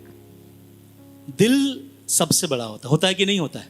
एक्चुअली हम सोचते हैं चेहरा देख के शादी कर रहे हैं। नहीं, चेहरा तो भैया कुछ सालों के बाद क्या हो जाएगा? आपको दिख रहा है ना बढ़िया में, कुछ सालों के बाद, आज से 15 साल के बाद देखिएगा, ये ऊपर का माला पूरा सफेद हो सकता है या नहीं भी हो सकता है, नहीं पता। चेहरा झुल जाएगा, बहुत चीजें बदल जाएगी। लेकिन अगर दिल से प्रेम है, वो मरते दम तक नहीं मिटेगा। हालेलुया। इसको बोलते हैं अंदर से किसी को अंदर से प्रेम करना, शरीर के अनुसार नहीं। इसलिए जैसा भी हो अपने पत्नी को, अपने अपने अपने अपने पति को अपने ऊपर समझो और उसके क्या करो, अधीन आओ, ताकि आप उस मलयुद्ध के लिए तैयार हो सको। ये पहला है। दूसरा पॉइंट उसी में है, क्या करना है? फिर से पढ़िए उस 22 वचन को। हे पत्नियों, हाँ, अपने अपने पति के हाँ ऐसे अधीन रहो, हाँ, जैसे प्रभु के, क्योंकि पति पत्नी का सिर है, क्योंकि पति पत्नी का सिर है, जैसे कि मसीह कलीसिया का सिर है। ओके, आपको मालूम है 32 वचन में लिखा गया ऐसा है, यह भेद तो बड़ा है पर मैं मसीह और कलीसिया के विषय में कहता हूं। एक्चुअल में यहां यीशु मसीह पति पत्नी के विषय में बात नहीं कर रहा है, यहां परमेश्वर कलीसिया और परमेश्वर के बारे में बात कर रहा है।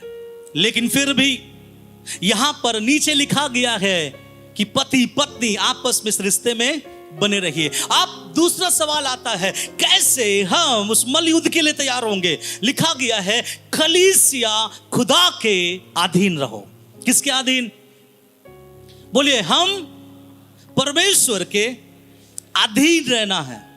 अगर आप परमेश्वर के अधीन रहेंगे तो आप लड़ाई के लिए बलवंत हो रहे हैं, यू आर वर्दी।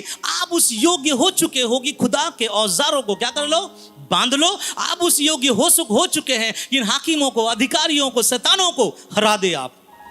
लेकिन यहां प्रभु कहता है इससे पहले कि तू बलवंत होना है, बलवंत होने का तरीका यह है, तू मेरे अधीन हो जा। किसके अधीन? अब एक बात बताएंगे, आपको समझ में आएगा। मैं आपसे पूछना चाहता हूं, क्या स्वर्गदूत परमेश्वर के अधीन है? क्या स्वर्गदूत परमेश्वर के अधीन है? हाँ या नहीं? मैं बोलूंगा नहीं। आप ध्यान से सुनिए, क्या परमेश्वर स्वर्गदूतों को पकड़ रखा है? हाँ या नहीं? नहीं। परमेश्वर स्वर्गदूतों को छोड़ रखा है, बनाया है परमेश्वर ने, लेकिन परमेश्वर अपना इच्छा तोपता नहीं, उसके ऊपर ढालता नहीं। इसीलिए उनमें से एक ने बलवा किया परमेश्वर से, और उसने सोच लिया कि मैं मेरे सिंहासन को परमेश्वर के सिंहासन से ऊपर बनाऊंगा। यह केवल इसलिए था कि खुदा ने इन लोगों को सो इच्छा दे के रखा था, बनाया था परमेश्वर ने, लेकिन उसको बांध कर नहीं रखा। इसलिए सब स्वर्गदूत परमेश्वर के अधीन नहीं है, और जो आज अधीन है वो इसलिए स्वर्ग में है, और वो आज जो नीचे है इसलिए नीचे है क्योंकि वो प्रभु के अधीन। आप सोच के देखो, खुदा ने एक पवित्र प्राणी बनाया जिसका नाम स्वर्गदूत है, जिसके 6 पंख है, जो एक साथ 1,85,000 को मार सकता है, बहुत सामर्थी, बहुत अधिकारी, बहुत भरा हुआ, बहुत ताकतों से के साथ रहने वाला। जब उसने खुदा के अधीनता को स्वीकार नहीं किया, खुदा ने कहा गेट आउट, जाओ यहां से। तो मैं और आप जैसा प्राणी जो संसार से बनाया गया, हमारे अंदर पाप का खून दौड़ रहा है, स्वभाव में पाप है, कभी कभी ख्यालों में पाप है, और आपको और हमको क्या लगता है कि जब हम उसके अधीनता से हटते हैं तो क्या खुदा हमको नहीं हटाएगा? अधीनता एक बहुत बड़ी बात है। अधीनता का मतलब क्या मालूम है? हाँ, मुझे कुव्वत है, मुझे शक्ति है, मुझे बल है, मुझे सामर्थ है, फिर भी नहीं करूंगा खुदा, क्योंकि हम तेरे अधीन हैं। समझ में आ रहा है? हम किसके अधीन हो जाएं? किसके अधीन? ओके, अब मैं एक बात बताऊंगा तो आपको समझ में आएगा। जैसे 23 वचन पढ़ दीजिए अंकल। 23 23। क्योंकि पति पत्नी का सिर है, हाँ, जैसे कि मसीह कलीसिया का सिर है। अब सब यहां देखिए, मसीह क्या है कलीसिया का? सब बोलिए, मसीह क्या है कलीसिया का? थोड़ा जोर से बोले ना, मसीह क्या है कलीसिया का? सिर। सिर मतलब सर। आप ध्यान से सुनिएगा, तब आपको समझ में आएगा कि प्रभु बोलना क्या चाह रहा था। इसलिए मैंने बोला टॉपिक बहुत बड़ा है, लेकिन मैं समझाने के लिए कोशिश करूंगा। यहां लिखा गया है अधीनता का मतलब क्या है। बोल रहा है, हे कलीसिया, मैं तेरा सिर हूं और तू मेरा सिर से नीचे वाला। हम कौन है? यहां से पांव, हाथ, ये सब लेके हम प्रभु में आगे बढ़ रहे हैं, लेकिन सिर कौन है? परमेश्वर। अब मैं एक बात बताना चाहता हूं, सिर में क्या क्या फैसिलिटीज है? मुंह जो खाता है, मुंह जो बोलता है ना, और कान जो सुनता है, नाक जो सूंघता है, आंख जो देखता है, सर के अंदर जो भेजा है क्या करता है? सोचता है। तो प्रभु कहता है, जब मुझे तेरा कंट्रोल है तो तुम क्यों सोचते हो? नहीं समझे आप लोग? बाइबल में बोला गया है कि हे छोटे झुंड मत डर। डरता कौन है? डरने का काम किसका है? सोचता कौन है? अरे आपके जेब में पैसा नहीं है तो सोचेगा कौन? कौन सोचेगा? यहां कुछ है सोचने वाला चीज? हमारे यहाँ पे नर्स लोग भी बैठे हुए हैं, यहां कुछ है क्या? मैं अब तक जितना भी पढ़ाई किया हूं मुझे यही सिखाया गया, भैया सब ऊपर माले में है। अच्छा अच्छा चीज ऊपर माले में है। आंख देखने वाला, कान सुनने वाला, नाक सूंघने वाला, मुंह बोलने वाला, अच्छा बुरा दोनों, और सर पूरा बॉडी को समझने वाला। और प्रभु कहता है एज इट इज मैं तेरे लिए ऐसा हूं। इसका मतलब यह है बोलना, सुनना, देखना, सूंघना, सोचना तेरे बस में नहीं हो, मेरे बस में। तो फिर काहे को तू टेंशन करता है? खामोखा कलीसिया क्या करता है? बोलिए ना, खामोखा कलीसिया सोचता है क्या करेंगे क्या नहीं करेंगे। तो इसलिए प्रभु कहता है मेरे अधीन आ। आपको पता है मेरा हाथ किसके अधीन है? किसके अधीन है? मेरे सर के। मेरा पांव किसके अधीन है? सर के। मेरा हर एक पार्ट मेरे सर के अधीन है। इसलिए जो यहां सोचता है, यहां सोचकर इंसान पाप करता है। लेकिन पाप स्टार्ट कहां पे होता है? सर में। तो प्रभु एक बात बोलता है, मैं सर हूं मेरे पे। सिंपल आप इतना समझो, जो सर में है वो मेरा खुदा है। तो हम यहां से है और यहां से कोई इंसान जिंदा नहीं रहता। मैं पहले भी बोला हूं, यहां से आधा धड़ वाले, बिना गला वाले लोग देखें? कितने लोग आज तक देखे? अगर आप देख लिए मैं आपको 50,000 रुपए दूंगा। बिना गला मतलब बिना धड़ वाला देखे आप लोग? देखे होंगे, वो भी सपने में। कभी आप आंख खोल के नहीं देखे, क्योंकि जब यहां से ये चीज खत्म हो जाता है, इंसान क्या होता है? एक हाथ चलेगा, एक पांव चलेगा, एक कान चलेगा, लेकिन अगर यहां से हटा दो इंसान जीवित नहीं रह पाएगा। इसका मतलब प्रभु बोलना चाहता है कितना मैं तेरे लिए इंपॉर्टेंट हूं। इसलिए याद रखिएगा, उसके क्या हो जाओ? अधीन हो। जिस दिन अधीनता को छोड़ोगे, अगर खुदा स्वर्गदूत को हटा दिया, मैं और आपको भी क्या कर सकता है? हटा सकता है। तो हम जब प्रभु के अधीन होते हैं, हम किसके लिए तैयार हो रहे हैं? किसके लिए तैयार हो रहे हैं? मलयुद्ध के लिए। ठीक है, तो पहला कहां ठीक होना चाहिए? पति पत्नी। दूसरा कलीसिया परमेश्वर। तीसरा जल्दी से आ जाए और मजा आएगा आप लोगों को। इसमें भी कुछ लोगों को थोड़ा लगेगा कांटा। इफिसी 6 उसका 1 से 4। हे बालकों सुनिए, हे बालकों प्रभु में अपने माता पिता के, प्रभु में अपने माता पिता को आज्ञाकारी बनो, आज्ञाकारी बनो, क्योंकि यह उचित है, ये उचित है। आगे अपनी माता और पिता का आदर अपनी माता और पिता का आदर कर। यह पहली आज्ञा है, ये पहली आज्ञा है, जिसके साथ प्रतिज्ञा भी है, जिसके साथ प्रतिज्ञा है कि तेरा भला हो, तेरा भला हो, और तू धरती पर बहुत दिन जीवित रहे। बस आगे का बात में पढ़ेंगे। कुछ बच्चों को ऐसा लगता है, कुछ बच्चों को, बच्चे मतलब मैं बोलना चाहता हूं माँ बाप जिसको जन्म दिया है, चाहे अब जितने भी बड़े हो गए हैं, वो हर कोई अपने माँ बाप के लिए क्या होता है? बच्चे हैं। तो प्रभु कहता है हे बालकों प्रभु में अपने माता पिता के क्या रहो? आज्ञाकारी। हाँ, तो यहाँ जितने बच्चे, मैं भी बच्चा हूं किसी का, जरूर मैं किसी का पिता हूं, लेकिन साथ ही साथ मैं किसी का बच्चा हूं। मेरा माँ है, मेरा पिता है। तो बाइबल कहता है अपने माँ बाप का क्या करो? आज्ञाकारी बने रहो। और आगे लिखा क्योंकि यह उचित है। ऐसा होता है कि बहुत लोग अपने प्रभु के साथ ये बोलता तो है, प्रभु के साथ बोलता है प्रभु मुझे शक्ति दे, मुझे बल दे, इस मुसीबत के ऊपर जो शैतान का आक्रमण है मैं लड़ूं और जीत जाऊं। लेकिन प्रभु कहता है बेटा तू मलयुद्ध में लड़ ही नहीं पाएगा, क्योंकि तेरे माँ बाप के साथ रिश्ता अच्छा नहीं है। तो कैसा रहना चाहिए अपने माँ बाप के साथ? आज्ञाकारी। आजकल का जो जनरेशन है ना, बोलते हैं जेड जनरेशन है, कुछ है जेनजी जनरेशन है आजकल का जो नाम चल रहा है। और आजकल का जेनजी जनरेशन माँ बाप को मूर्ख समझते हैं। क्या बोलते मालूम है? बुढ़ा सटिया गया है, बुढ़ी सटिया गया है।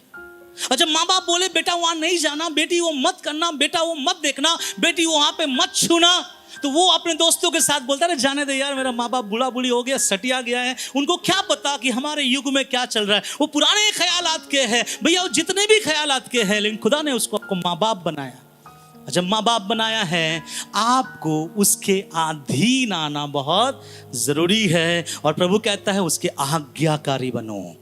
क्या बनो? किसके? अपने माता पिता का।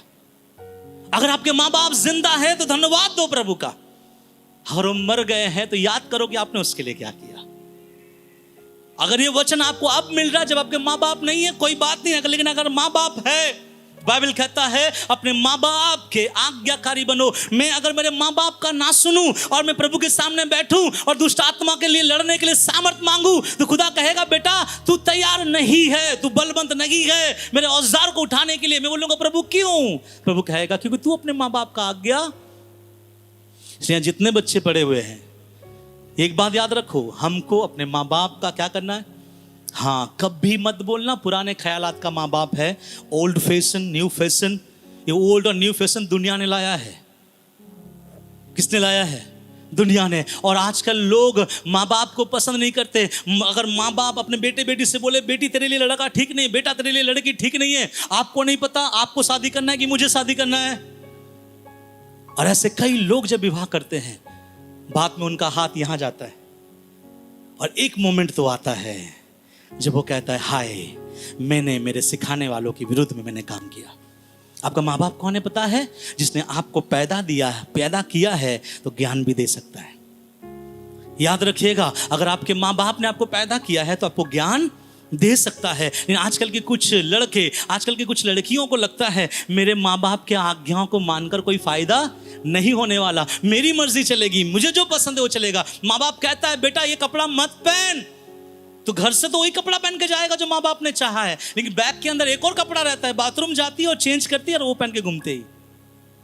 लड़के भी ऐसे हैं, माँ बाप बोलता है बेटा मैंने तुझे देखा था सिगरेट पीते हुए, मत पी, तो बोलता हाँ पापा नहीं पिएंगे। बाद में जब पीता दोस्त पूछते कि क्यों पीता है, अरे छोड़ उन लोगों के समय थोड़ी सिगरेट था। और ऐसा करके जमाना क्या हो रहा है? बढ़ रहा है। हमें बताना चाहता हूं ऐसे मसीह बच्चे जो हमारे बीच में भी है, आप लोग जब खुदा के पास जाओगे, आपके ऊपर जब शैतान का आक्रमण होगा, आप जब दुआ करोगे, लॉर्ड बोलेगा नहीं है तुम में योग्य, और तुम हारोगे, तुमको खुद शैतान हराएगा, तुमको शैतान पीसेगा, क्योंकि तुम मेरे औजार को उठाने के लायक नहीं हो। इसलिए बोलना चाहूंगा अपने माँ बाप से प्रेम करो। क्या करो? प्रेम करो। अगर वो जिंदा है गले लगाकर प्रेम करो, क्योंकि हर किसी को दुनिया छोड़ के जाना है, कब चला जाएगा नहीं पता। एक बार मैंने देखा एक वीडियो, मेरे वाइफ के साथ देख रहा था, मुझे बहुत उसमें दुख लगा। एक माँ है, बहुत उम्रदार है, करीबन उसका 80-85 हो गया। वो अपने बेटे को कॉल किया, शाम को बेटी को कॉल किया, तो बेटी अपने दोस्तों के साथ किट्टी पार्टी में है, तो बेटी ने उठाया, माँ हाँ कैसी हो माँ? माँ ने बोला बेटा तुम क्या कर रही हो? बूढ़ी मम्मी है। नहीं मम्मी अभी रखो, मैं रात को घर आके आपको कॉल करूंगी। मम्मी बोला ठीक है बेटा, रख देता है। रात को 11-12 बज जाता है, उसका माँ 11-12 बजे तक उसके सामने बैठी हुई है कि मेरा बेटा घर आएगा मुझे कॉल करेगा। रात को कॉल नहीं आता है, क्योंकि रात को जब कॉल करने वो जाती है तो उसका हस्बैंड बोलता है छोड़ना, रात हो गया सुबह कर लेना। और जब सुबह ये कॉल करती है अपने मम्मी को, उसका मम्मी कॉल नहीं रिसीव करती। 1 बार 2 बार 3 बार कोई कॉल रिसीव नहीं होता। फिर पड़ोसी को जब कॉल करता, पड़ोसी जब आता है, दरवाजा अंदर से बंद है, तोड़ता है और देखती है उसका माँ रात में सोकर गुजर गई। फिर वो औरत आई और आके उसके माँ के सामने पांव पकड़कर क्या बोलते हैं, आंसू बहाकर रोना स्टार्ट कर दिया। तो मोरल ऑफ द स्टोरी क्या है? समय सबके साथ वैसा नहीं चलता जैसे आप और मैं क्या करते हैं, सोचता हूं। पकड़ लो अपने माँ बाप को और ऐसा मन में प्रण लो कि मेरी जिंदगी की हर मोहब्बत से ज्यादा मेरा पहला मोहब्बत कौन होना चाहिए? मेरे माँ बाप। क्योंकि वो जब अगर मुझे बोले तो मेरे लिए कोई भी खराब नहीं बोलेगा। इसलिए प्रभु का वचन कहता है आज्ञाकारी बनो। और जो बच्चे आज्ञाकारी है वो खुदा की उपस्थिति में जब बैठता है वो बलवंत होता है, वो सामर्थ से भरता है। और जब वो सामर्थ से भरता है वो परमेश्वर के औजारों को उठाने के लायक होता है। मैं चैलेंज करता हूं, यहाँ पे जितने भी ऐसे बच्चे होंगे जो अपने माँ बाप को आदर नहीं देते होंगे, मैं एकदम बॉन्ड पेपर में लिख के दे सकता हूं, उसका जिंदगी कभी आशीषित नहीं हो सकता, कभी नहीं। क्यों मालूम है? सुन लीजिए, अपने माता और पिता का आदर करना यह पहली आज्ञा है जिसके प्रतिज्ञा भी है कि तेरा भला हो और तू धरती पर बहुत दिन जीवित रहे। हालेलुया। बहुत दिन जिंदा रहना है, क्या करना है? माता पिता। बहुत दिन जिंदा रहना है, क्या करना है? आराधना करते रहना प्रभु का।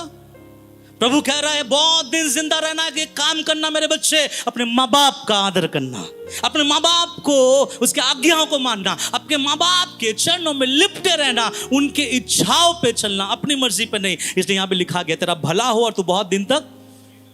इसको उल्टा कर लो, जो बच्चे अपने माँ बाप का आदर नहीं करता, मानता नहीं, उस बच्चों के साथ क्या होगा? सिंपल है, भला नहीं भैया, क्या होगा? बुरा होगा, और बहुत दिन तक जीवित नहीं रहेगा। थोड़े समय पे 13 नंबर का बस पकड़ के निकल लेगा। वो कहां जाएगा किसी को नहीं पता। मेरे एक चाचा था,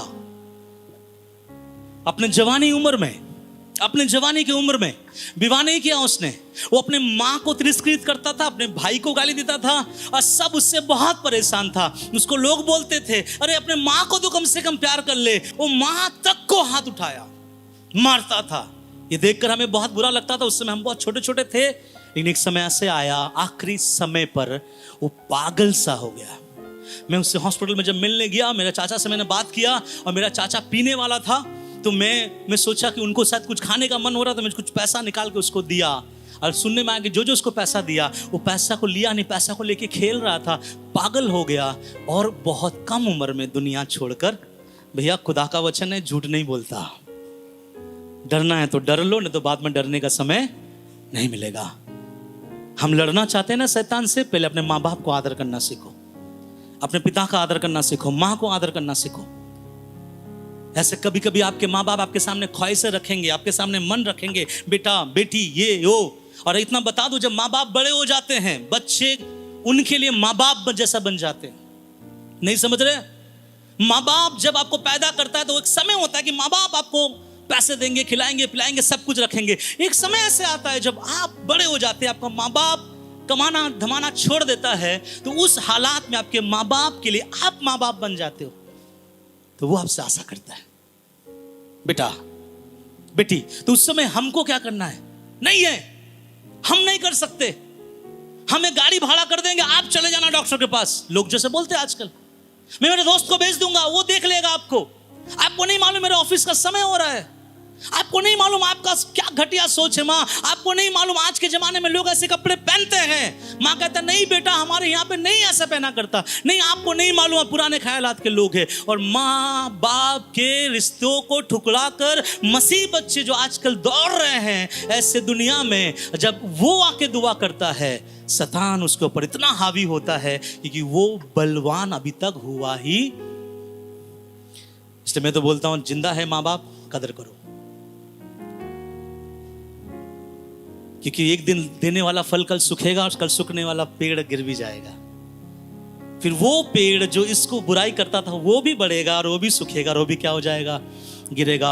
और एक कहावत आपने सुना है, इस दुनिया में जो जैसा करेगा वो वैसा पाएगा। कैसा करेगा? बस इतना रखो, अगर आप में से जितने भी यहाँ भाई बहन लोग बैठे हुए, अगर आपको ऊंचा जीना है, लंबा समय तक जीना है, अपने माँ बाप का कदर करना स्टार्ट करो, आज्ञा मानो, आदर करो, प्यार करो। और ये इसीलिए है, ये कनेक्टेड है आत्मिक युद्ध के साथ। ये फैमिली नहीं है, ये कनेक्टेड है। क्यों? क्योंकि खुदा देखता है कि मेरे योग्य है कि नहीं मेरा औजार उठाने के लिए। समझे? सब बोले हालेलुया। हम टीचर क्या बोलते हैं, मदर्स डे में, फादर्स डे में अपने माँ बाप के साथ अच्छा करते हैं, बहुत अच्छा करो, मना नहीं है। लेकिन कभी कभी अपने माँ बाप को अलग से भी लेके जाओ और दुआ कराओ। मतलब जाओ, उनको जो मन है, जो चाहिए उनको लाकर क्या करो, दो। क्यों? अब वो एक समय आ चुका है, आप उसके लिए माँ बन गए, आप उसके लिए पिता बन गए, तो अभी वो आपसे आशा करेगा। और ये मेरा आज्ञा नहीं है, ये खुदा के कलाम में है। क्या लिखा गया है? अपनी माता और पिता का आदर कर, इससे तेरा भला होगा और तू बहुत दिन तक क्या होगा? जीवित रहेगा। हालेलुया। क्या हम ऐसा बढ़ रहे हैं अपने माँ बाप के अधीन? है ना? एक बच्चा के बारे में बताऊं। एक बच्चा को लेके गया उसका बाप ने, 3 दिन चलाया और पहाड़ में लेके गया। जब लेके गया, उस बच्चे ने पूछा, पापा यहाँ पे आग है, यहाँ छुरी है, लकड़ी है, लेकिन बलि वेदी के लिए बलि वस्तु कहाँ है? बाप ने कहा तू है। तो उसने बोला मैं हूँ। Yes Lord, I surrender you, मैं तुझे समर्पित करता हूँ। ऐसा बेटा बने इसहाक जैसा, या अगर आपका बाप आपको मारने तक आ जाए, आप बोले अगर तू मारेगा पिता, अगर आप मारोगे, तेरा आपका बेटा आपके लिए जीवन देने के लिए तैयार है। ऐसा कोई बाप नहीं करेगा। मैं बताना चाहता, कोई बाप अपने बेटे का जीवन नहीं लेगा। लेकिन इसहाक से सुनिएगा, इसहाक के बारे में बोला गया, जब इसहाक को पता चला कि मैं ही हूं वो बलि वस्तु, तो लिखा गया वहां पे इसहाक वहां से भागा नहीं, इसहाक वहां से हटा नहीं, दौड़ नहीं लगाया कि पता है इसहाक को मालूम था मेरे बाप ने जो सोचा है मेरे लिए अच्छा सोचा होगा। अरे जो पैदा किया है उसके ऊपर अधिकार तो दो, आपको अधिकार करे। आगे 4 वचन सुनिए क्या लिखा है। हे बच्चे वालों, अब माता पिता के बारे में बात कर रहा है परमेश्वर। हे बच्चे वालों, हे माँ बाप, अपने बच्चों को रिस ना दिलाओ, परंतु प्रभु की शिक्षा और चेतावनी देते हुए उनका पालन पोषण करो। अभी बच्चे को माँ बाप को भी बोल रहा है। सुनिए, हम जितने माँ बाप यहाँ हैं, हमारा रिश्ता क्या अपने बच्चों के साथ मालूम है? यहाँ लिखा क्या गया है, हे बच्चे वालों, अपने बच्चों को रिस ना दिलाओ, गुस्सा ना दिलाओ, उसको उस मुकाम तक मत लाओ कि वो गुस्से में कुछ कर दे। लेकिन क्या लिखा गया आगे में? लिखा गया है परंतु प्रभु की शिक्षा और चेतावनी देते हुए उनका पालन पोषण करो। हाँ, प्रभु की शिक्षा दो। किसको दो? अपने बच्चों को। वही कर रहे हैं अभी वहां पे बच्चों को बैठाकर, और इसी के लिए मैं कुछ अनाउंस भी करूंगा आपके सामने। तो हमारा काम भी है अपने बच्चों को रिस नहीं दिलाना। आपका बच्चा, आप कभी कभी कोई बाप माँ बोलता है तो मैं पैदा नहीं करता, दुनिया में नहीं आता, ये सच है, लेकिन क्यों बोलना अपने बच्चों को? आपको पता है एक साइकोलॉजी है, साइकोलॉजी लोगों ने एक बात बोला, कभी अपने बच्चों को ये ना बोले तू मेरा तेरे पीछे जो मैं पढ़ाई का पैसा लगा रहा हूं सब बर्बाद हो गया। हम बोलते हैं ना, तू गधा है, तुझसे अच्छा तो उसका बेटा है, तुझसे अच्छी उसकी बेटी है, जिसके माँ बाप को इतना ये करता है। कभी अपने माँ बाप अपने बच्चों को ये बातें ना, रिस मत दिलाओ। ये हमारा भी कर्तव्य है। अगर आपके बच्चे आपको आदर दे रहे हैं, रिपीट में आपको उनको खुदा में प्रेम से सिखाने की आवश्यकता है। कुछ बच्चे ऐसे होते हैं, कुछ माँ बाप ऐसे होते हैं जो अपने बच्चों को छोड़ देते हैं। खुद खाओ, खुद पकाओ, खुद देख लो, कहीं जाना है खुद कर लो, हमारे पास समय नहीं है। और ऐसा आज दुनिया में ऐसा हो गया, माँ और बाप बच्चों को छोड़ के इंस्टाग्राम में पड़े हुए। बच्चे कहाँ जा रहा है, क्या कर रहा है, किसी को नहीं पता। बाइबल में एक बात लिखा गया है, बोलता है अपने बच्चे वालों को रिस ना दिलाओ, परंतु प्रभु की शिक्षा चेतावनी देते हुए उनका पालन पोषण करो। आपके बच्चों को पालन पोषण कब तक करना है? जब तक आपके बच्चे मैच्योर नहीं हो पाता, तब तक आपको उसको बढ़ाना है। कैसे? बहुत ज्यादा डांट फटकार के नहीं। ये नहीं कि बच्चों को नहीं मारना, जी हाँ मारना है, लेकिन यहाँ जो बातें लिखा है ना, रिस ना दिलाओ, मतलब बच्चों को एक ऐसे मुकाम में मत लेके आ जाओ कि उनको एंजाइटी अटैक आना स्टार्ट हो जाए। समझ में आ रहा है? कुछ बच्चों को क्या आता है, एंजाइटी अटैक आना स्टार्ट हो जाता है, इतना डर जाता है अपने माँ से, इतने बाप से। कुछ बच्चे तो ऐसा है कि वो बाप को घर आते हुए देखकर बच्चे हिलना स्टार्ट कर देता है। ऐसा माँ बाप मत बनो। हमारा खुदा ऐसा बाप नहीं है। ऐसा माँ बाप बनो कि जब आप घर आए आपके बच्चे दौड़े और आपसे क्या कर जाए, लिपट जाए, और उसको प्रभु की शिक्षा देकर पालन पोषण करे। ये माँ बाप का काम है। और जब ये चलेगा ना, वो बच्चे अपने माँ बाप को आदर भी देगा। रिपीट में आपको क्या करना है, उनको भी समझना है, उनको भी देखना है, उनके साथ चलना है। तो माँ बाप और बच्चे और माँ बाप का रिश्ता क्या होना चाहिए? कनेक्टेड है। कौन सा? आत्मिक युद्ध के साथ। आखिरी उसका 6 अध्याय, उसका 5 और 9 ध्यान से सुनिए। हे दासो, जो लोग इस संसार में, सुनिए, हे दासो, जो लोग इस संसार में तुम्हारे स्वामी है, अपने मन की सिधाई से डरते और कांपते हुए, जैसे मसीह की वैसे ही उनकी भी आज्ञा मानो। मनुष्यों को प्रसन्न करने वालों के समान दिखाने के लिए सेवा ना करो, पर मसीह के दासों के समान मन से परमेश्वर की इच्छा पर चलो। और उस सेवा को मनुष्य की नहीं परंतु प्रभु की जानकर सच्चे हृदय से करो, क्योंकि तुम जानते हो कि जो कोई जैसा अच्छा काम करेगा, चाहे दास हो चाहे स्वतंत्र, प्रभु से वैसा ही पाएगा। और आगे 9 वचन सुनिए। हे स्वामियों, तुम भी धमकियां देना छोड़कर उनके साथ वैसा ही व्यवहार करो, क्योंकि तुम जानते हो कि उनका और तुम्हारा दोनों का स्वामी स्वर्ग में है, और वह किसी का पक्ष नहीं करता। सब बोले हालेलुया। हालेलुया। अब पौलुस दूसरे एक मुद्दे पर आया। मुद्दा क्या है? बोलिए, स्वामी और कर्मचारी, या आप ऐसा बोल सकते हैं कि बॉस एंड वर्कर्स। बॉस होता है ना, आप ऐसे कितने काम करते दूसरे की जगह पे?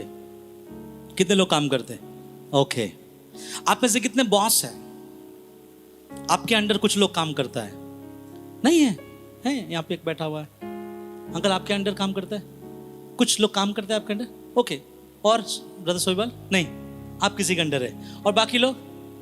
हाँ अंकल तो हाथ उठाया। श्री भैया? हाँ उसके भैया। अब हमारे यहाँ पे सौरभ बहन के भी अंडर में तो कुछ लोग हैं, है ना, बॉस है। मैं बताना चाहूँगा, आपके अंडर भी काम करते हैं? नहीं, आप किसी के अंडर काम करते हैं। सुनिए ध्यान से।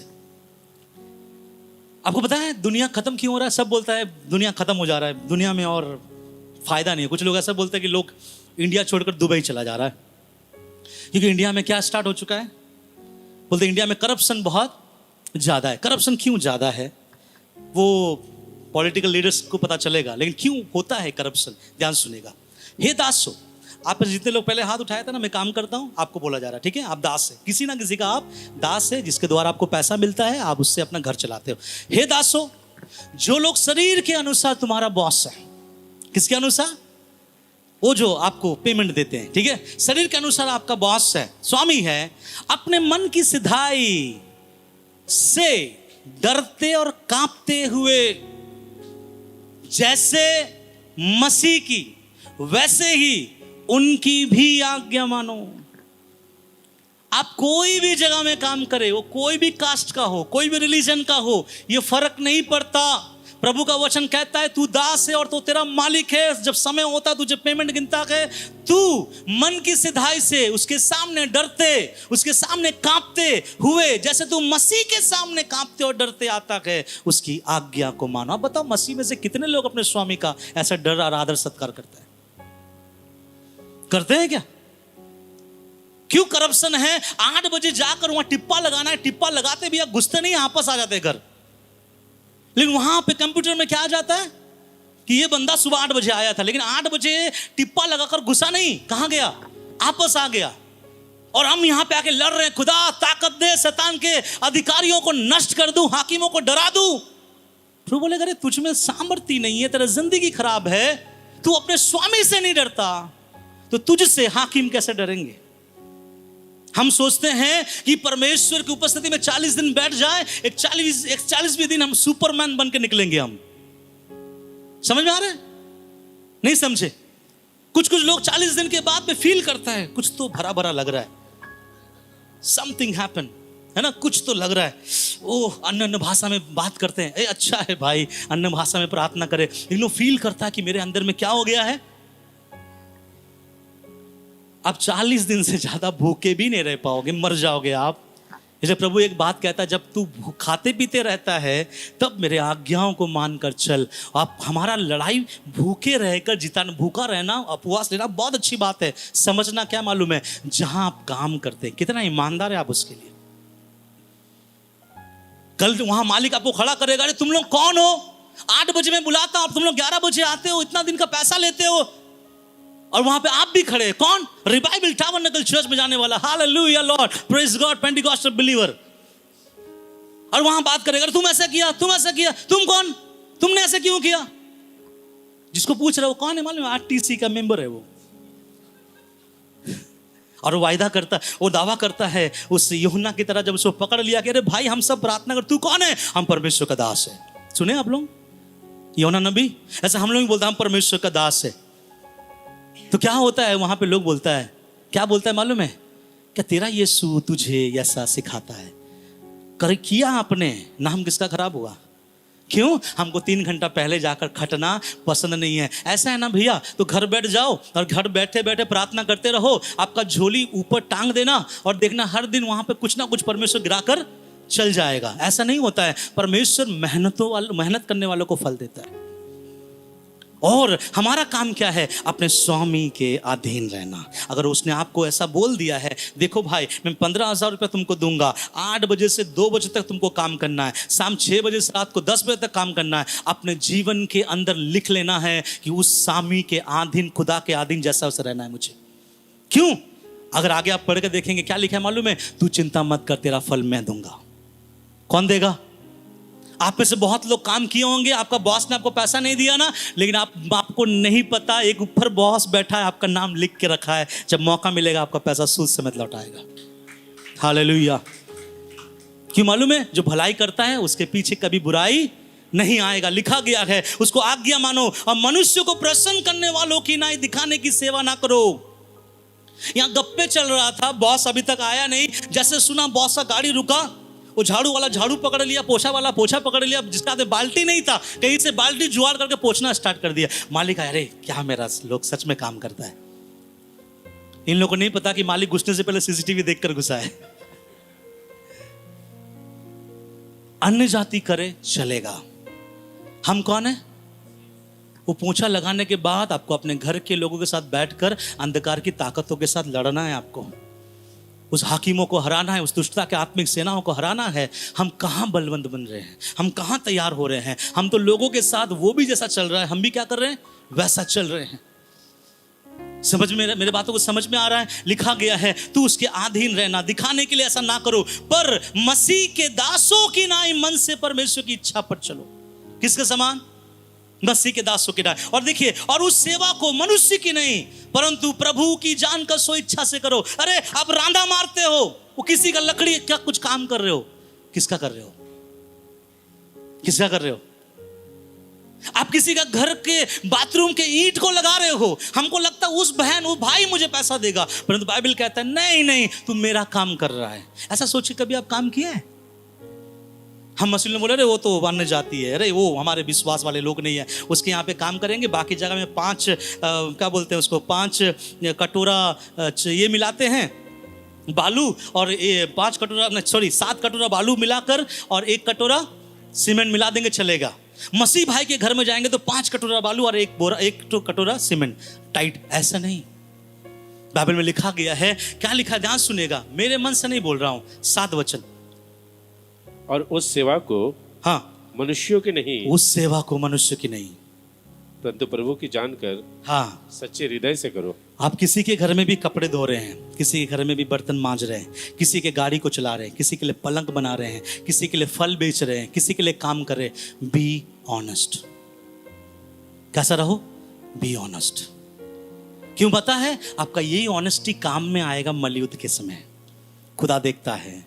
मैंने कुछ दिन पहले आपसे कहा था कि जब आप रूम के बंद करके जाके दुआ करते हैं, आपका दुआ सुनाई नहीं जाता, आपका खुदा दुआ देखता है। क्या देखता है? यही सब चीज देखता है। देखता है कि आपका रिलेशनशिप लोगों के साथ कैसा है, आपके बॉस के साथ कैसा है। कुछ लोग अपने बॉस के साथ रात में लड़ाई करके आया, सुबह में हाथ उठाकर हालेलुया बोल रहे हैं, और जो लाखों करोड़ों दुष्ट आत्माएं हैं, आप ही के पीछे ना पड़ेगा। और लोग आके बोलते प्रार्थना कीजिए पास्टर जी, सर पे दर्द है, प्रार्थना कीजिए यहाँ पे दर्द है, पता नहीं बीमारी हट ही नहीं रहा है। भैया हटेगा कहाँ से, कि तुम भी तो कुछ चीजों से हट नहीं रहे हो। मैं जो बता रहा हूँ स्पिरिचुअल फैक्ट बता रहा हूँ। ये पौलुस ने कहा, क्या लिखा है? ऐसा मत करो। आप सुनिए, जिन्होंने हाथ उठाया, आप बॉस है। हर कोई बॉस होता है, आप में से हर कोई बॉस होता है, मैं भी बॉस होता हूँ। कैसे? मैं आपको समझाऊंगा। आपके घर के आगे कुछ घास बढ़ चुका है, आप किसी को बुलाए हैं कि अंकल जी, भाई जी, जो भी है, मेरे घर के सामने घास को क्या कर देना? साफ कर देना, और शाम को मैं तुझे दूंगा। तो वो कहेगा शाम को, देखिए आंटी जी, आपके घर के सामने साफ कर दूंगा, पेड़ काट दूंगा, ये कर दूंगा, मैं इसके लिए 500 रुपया लूंगा। आप कहते हैं हाँ बेटा मैं 500 रुपया दूंगा। और वो पूरा काम काज करता है, और ठीक जब 12 बजता है तभी आंटी अपने घर में जाती है, और आंटी घर में जाके अपने हस्बैंड से फुसर फुसर बात करती है और बोलता है क्या खिलाए, क्या खिलाए, क्या खिलाए। तो हस्बैंड और दोनों आपस में बोलता है, अरे परसों का जो खाना पड़ा होगा ना फ्रिज में, वो उठा के गर्म करके क्या कर दो, दे दो। और उसको गर्म करके उस भाई को हम देते हैं जो हमारे लिए बाहर काम कर रहा है। अब वो स्वामी है, वो अब हमारा दास है, मैं उनका क्या बन गया? एटलीस्ट 1 डे के लिए हमको स्वामी बन गए। और हमने उसके साथ कौन सा खाना दिया? देखता है मेरा खुदा, प्रभु निहारता है अपने लिए ताजा खाना। और जो आपके घर में काम कर रहा है उसके लिए। मेरा भाई अजय एक जगह काम करता था, और जब काम करता तो उन्होंने कहा चिंता नहीं होगा, यहाँ पे आपका बेटा काम करेगा, अच्छे से बढ़ेगा। हमने भी सोचा चलो मेरा भाई को एक अच्छा काम मिला है। जब मेरा भाई काम कर करके 12 बज गया, जब जाके पूछा कि मुझे थोड़ा भूख लगा है, खाने के लिए दीजिए, तो मेरे भाई को उन्होंने खाने के लिए दिया, जिसको बंगला में बोलते पांतो भात, उड़िया में बोलता है पोखाल भातो, है ना, पानी भात जिसको बोलते। चलो कोई बात नहीं, वो भी खाने की चीज है, खाया जाता है, हम लोग भी खाते हैं उसको। लेकिन उस पानी भात के ऊपर कुछ चींटियां रेंग रही थी, और पता चला कि वो खाना अकल का पुराना नहीं है, वो तो परसों नरसों का पुराना है। और ऐसा करने वाला मसीह लोग था। ऐसे अनेकों बार मैंने सुना है। कोई विश्वासी आया, एक विश्वासी आया, वहां बैठा था, उस विश्वासी चर्च से पहले आया, तो कुछ लोगों ने उनके लिए क्या कर दिया पता है? अरे तुम आए पहले, तो उनके लिए कुछ लाके दे दिया, इडली लाके दिया। क्या लाके दिया? इडली लाके दिया। अच्छा, वो इडली खा रही थी वो लड़की, तो उसको महसूस हुआ कि इडली पुराना है, बासी है, गंद आ रहा है। आपको बताया वो लड़की आज तक उद्धार में नहीं आई। और हम किससे लड़ने की बात कर रहे हैं? दुष्ट से, आत्मिक सेनाओं से बड़ी बड़ी हाँक रहे हैं कि हम जब प्रार्थना करते हैं तो ये होता है, वो होता है, ये हो जाता है। ध्यान से सुनिएगा, होगा। हमारे प्रार्थनाओं में भी तूफानें रुकेगी, हमारे प्रार्थनाओं में भी बाढ़ बंद हो जाएगी, लेकिन जीवन यहां से सुधारना स्टार्ट करो। जब किसी को हम काम करवाते हैं, बाइबल में बोला गया है अन्याय से मत कमाना। अगर वो शाम हो जाएगा, एक तो मैंने उसको खराब खाना खिलाया, शाम हो गया, बोला आंटी देखिए यहाँ पे घर साफ कर दिए। आंटी उसको निकाल कर दे रही है 200 रुपया। आंटी आपसे तो बात हुआ था 500 का। अरे बेटा, इसके पहले भी मैंने किसी को लगाया था, तुम लोग बहुत ज्यादा लूटते हो। वो उसको भी काम में लगाया था, वो भी 200 लिया। नहीं नहीं आंटी इतना नहीं होगा, बहुत दाम है। अरे होगा, सब होगा। अरे जाओ, तो अभी समय नहीं है, तो अंकल आने वाला है, जाओ। बेचारा गरीब आदमी है, कहां चला गया? आपको क्या लगता है इसका हिसाब कौन करेगा आपसे? कौन करेगा? कितनों को विश्वास है खुदा देखने वाला परमेश्वर? तो वो हर एक चीज देखता है जो आप दिमाग में सोच नहीं पाते हैं। तो प्रभु क्या बोल रहा है मालूम है? इस घटना के बाद जब वाला चीज हो चुका है, हमारे अंडर भी अगर कोई काम करे, वो इंसान है, वही खिलाओ जो आप खा रहे हो, पुराना नहीं। अरे लाओ एक अंडा फोड़ो, उसको ऑमलेट बनाओ, उसको दो, तब देखो परमेश्वर काम करेगा। प्रेम करना सीखो, दौड़ना सीखो, लोगों के लिए खटना सीखो, और लोगों को वो आदर दो, क्योंकि वो भी आपके समान कौन है? इंसान है। भले ही आपके सामने काम आया है, और जो दाम में उसके साथ आपने तय किया है, वो दाम शाम जब होता है उसको गिन कर दे देना, भले आपका घाटा हो जाए। बाइबल में ऐसा लिखा गया, धर्मी जब मुंह से बोलता है तो धर्मी उससे पीछे नहीं हटता। धर्मी ने बोल दिया शाम तक मैं 6,000 रुपया दूंगा, तो आप जब खत्म होगा, भले ही वो काम 500 का है, आपको 6,000 देना पड़ेगा, क्योंकि आप खुदा के वचन के अनुसार कौन है? समझ रहे हैं मेरे बातों को? कितने समझे? इसे लिखा गया, हे स्वामियों, धमकियां छोड़कर उनके समान वैसा ही व्यवहार करो, क्योंकि तुम जानते हो कि उनका तुम्हारा दोनों का स्वामी स्वर्ग में है। हालेलुया। अब उसके बाद जब आप पढ़ेंगे, तब आपको वहां लिखता है पौलुस, इसलिए प्रभु में, उसकी शक्ति के प्रभाव में क्या करो? बलवंत बनो। कैसे बलवंत बनेंगे? इसलिए मैंने पूछा। कुछ लोग बोलेगा दुआ में, प्रार्थना में, नहीं, प्रैक्टिकल लाइफ में बलवंत बने। पत्नियां पति के अधीन रहे, कलीसिया यीशु के अधीन रहे, बच्चे माँ बाप का आदर करे, माँ बाप बच्चों को रिश्त ना दिलाए, परंतु प्रभु के आज्ञा के अनुसार शिक्षा देकर प्रभु में आगे बढ़ाए। बॉस अपने कर्मचारियों को सही से पेमेंट दो, और सही दाम का पेमेंट दो, उसको इंसान समझो, जानवर नहीं। और कर्मचारी अपने बॉस के आज्ञाओं को खुदा का आज्ञा समझो। कौन सा आज्ञा? 8 से 8 बोलता है तो 8 से 8। आजकल क्या होता है? श्री भैया को बताया क्या होता है आजकल? इसलिए सरकार थोड़ा टाइट हो गया। इसलिए सरकार क्या किया? हटाओ इस सबको, प्राइवेट लेके आओ। अभी प्राइवेट हो गया, लोग बोलते हैं सरकार अच्छा नहीं है। ये जगह में मैं मानता हूं सरकार अच्छा किया है। क्यों? क्योंकि पहले कुछ लोग थे जो लोगों ने गड़बड़ियों को किया है। पता है, एक वीडियो मैंने देखा है, वहां पे एक डीआरएम आया, और डीआरएम आके गुस्सा, और स्कूल में आके बोला टीचर को, आप क्या पढ़ा रहे हैं? 2 + 2 4 होता है, आप 6 क्यों लिखे? आपको सस्पेंड करेंगे। तो टीचर तो मैं हुई नहीं, मेरे दादाजी आज नहीं आया था, मुझे भेज दिया। ओके ठीक है। कौन है तुम्हारा हेड टीचर? कौन है? उसके पास गया, वहां बैठा हुआ था अंदर में। बोला आप कैसे टीचरों को लेके आते? उसका दादाजी काम करता, उसके भतीजे को लेके आई हैं, हम आपको सस्पेंड करें। सर मैं भी यहाँ का हेड टीचर नहीं हूँ, मेरा फूफा करता था, 2 दिन के शादी में गया, मुझे रखा है। तो पूछा यहाँ का प्रिंसिपल कौन है? बताओ, तो अंदर बैठा हुआ प्रिंसिपल को वहां गया था, तो बड़ा ठाट में बैठा हुआ है। आपका नाम बताइए, हम आपको अभी सस्पेंशन करेंगे। अरे भैया हुआ क्या है सर? तुम्हारे स्कूल में ऐसा किया जा रहा है, तुम्हारा नाम बताओ। सर माफ कीजिएगा, मैं भी प्रिंसिपल नहीं हूं, तो मेरा ताऊजी है जो अपने बेटी को बाहर छोड़ने गया, इसलिए मैं आया। ऐसा चलता था, इसलिए सरकार ने क्या किया? चेंज। मैं सरकार का तारीफ नहीं कर रहा, मैं बोलना ये चाहता हूं, मसीह अगर ईमानदार हो जाए, ईमानदारी का मतलब क्या मालूम है? खुदा का राज आना स्टार्ट हो जाता है। केवल चर्च में ईमानदार नहीं, करने में ईमानदार, लेन देन में ईमानदार, प्रेम में ईमानदार, पति पत्नी के साथ ईमानदार, बच्चे माँ बाप के साथ ईमानदार, माँ बाप बच्चों के साथ ईमानदार, बॉस कर्मचारियों के साथ ईमानदार, कर्मचारी बॉस के साथ ईमानदार, पास्टर कलीसिया के साथ ईमानदार, कलीसिया पास्टर के साथ ईमानदार। और जब ऐसा चलेगा, याद रखिएगा, हम प्रभु में, उसकी शक्ति के, उसके प्रभाव में क्या बन रहे? बलवंत बन रहे हैं। हालेलुया। और जब बलवंत बन रहे हैं, नेक्स्ट दूसरा कदम आता है, खुदा क्या तू अपना हथियार देगा? तब परमेश्वर स्कैन करेगा, यस तू परफेक्ट है, अब बेटा तू मेरे हथियार को ले, अब मेरे हथियार को ले, और उन शैतान के ताकतों को, हाकिमों को दौड़ा दौड़ा कर तू क्या कर? समाप्त कर। इससे पहले कि हम उससे लड़ाई करें, ये रिश्ता हमारा सही होना जरूरी है। सब बोले हालेलुया। एक आखिरी बात बताकर मैं समाप्त करूंगा। सब जोर से बोले हालेलुया। कुछ लोगों को लगता है कि परमेश्वर कैसे काम करता है। ध्यान से सुनिएगा, मैं बहुत छोटे समय पे मैं बोल के खत्म करूंगा। प्रभु ने एक व्यक्ति को दर्शन दिया था, वो व्यक्ति का नाम था यूसुफ। और प्रभु ने यूसुफ को दर्शन दिया कि बेटा मैं तुझे ना एक दिन बहुत बड़ा करूंगा, इतना बड़ा करूंगा कि तेरे बाप माँ, तेरे पूरे भाई तेरे सामने क्या करेंगे?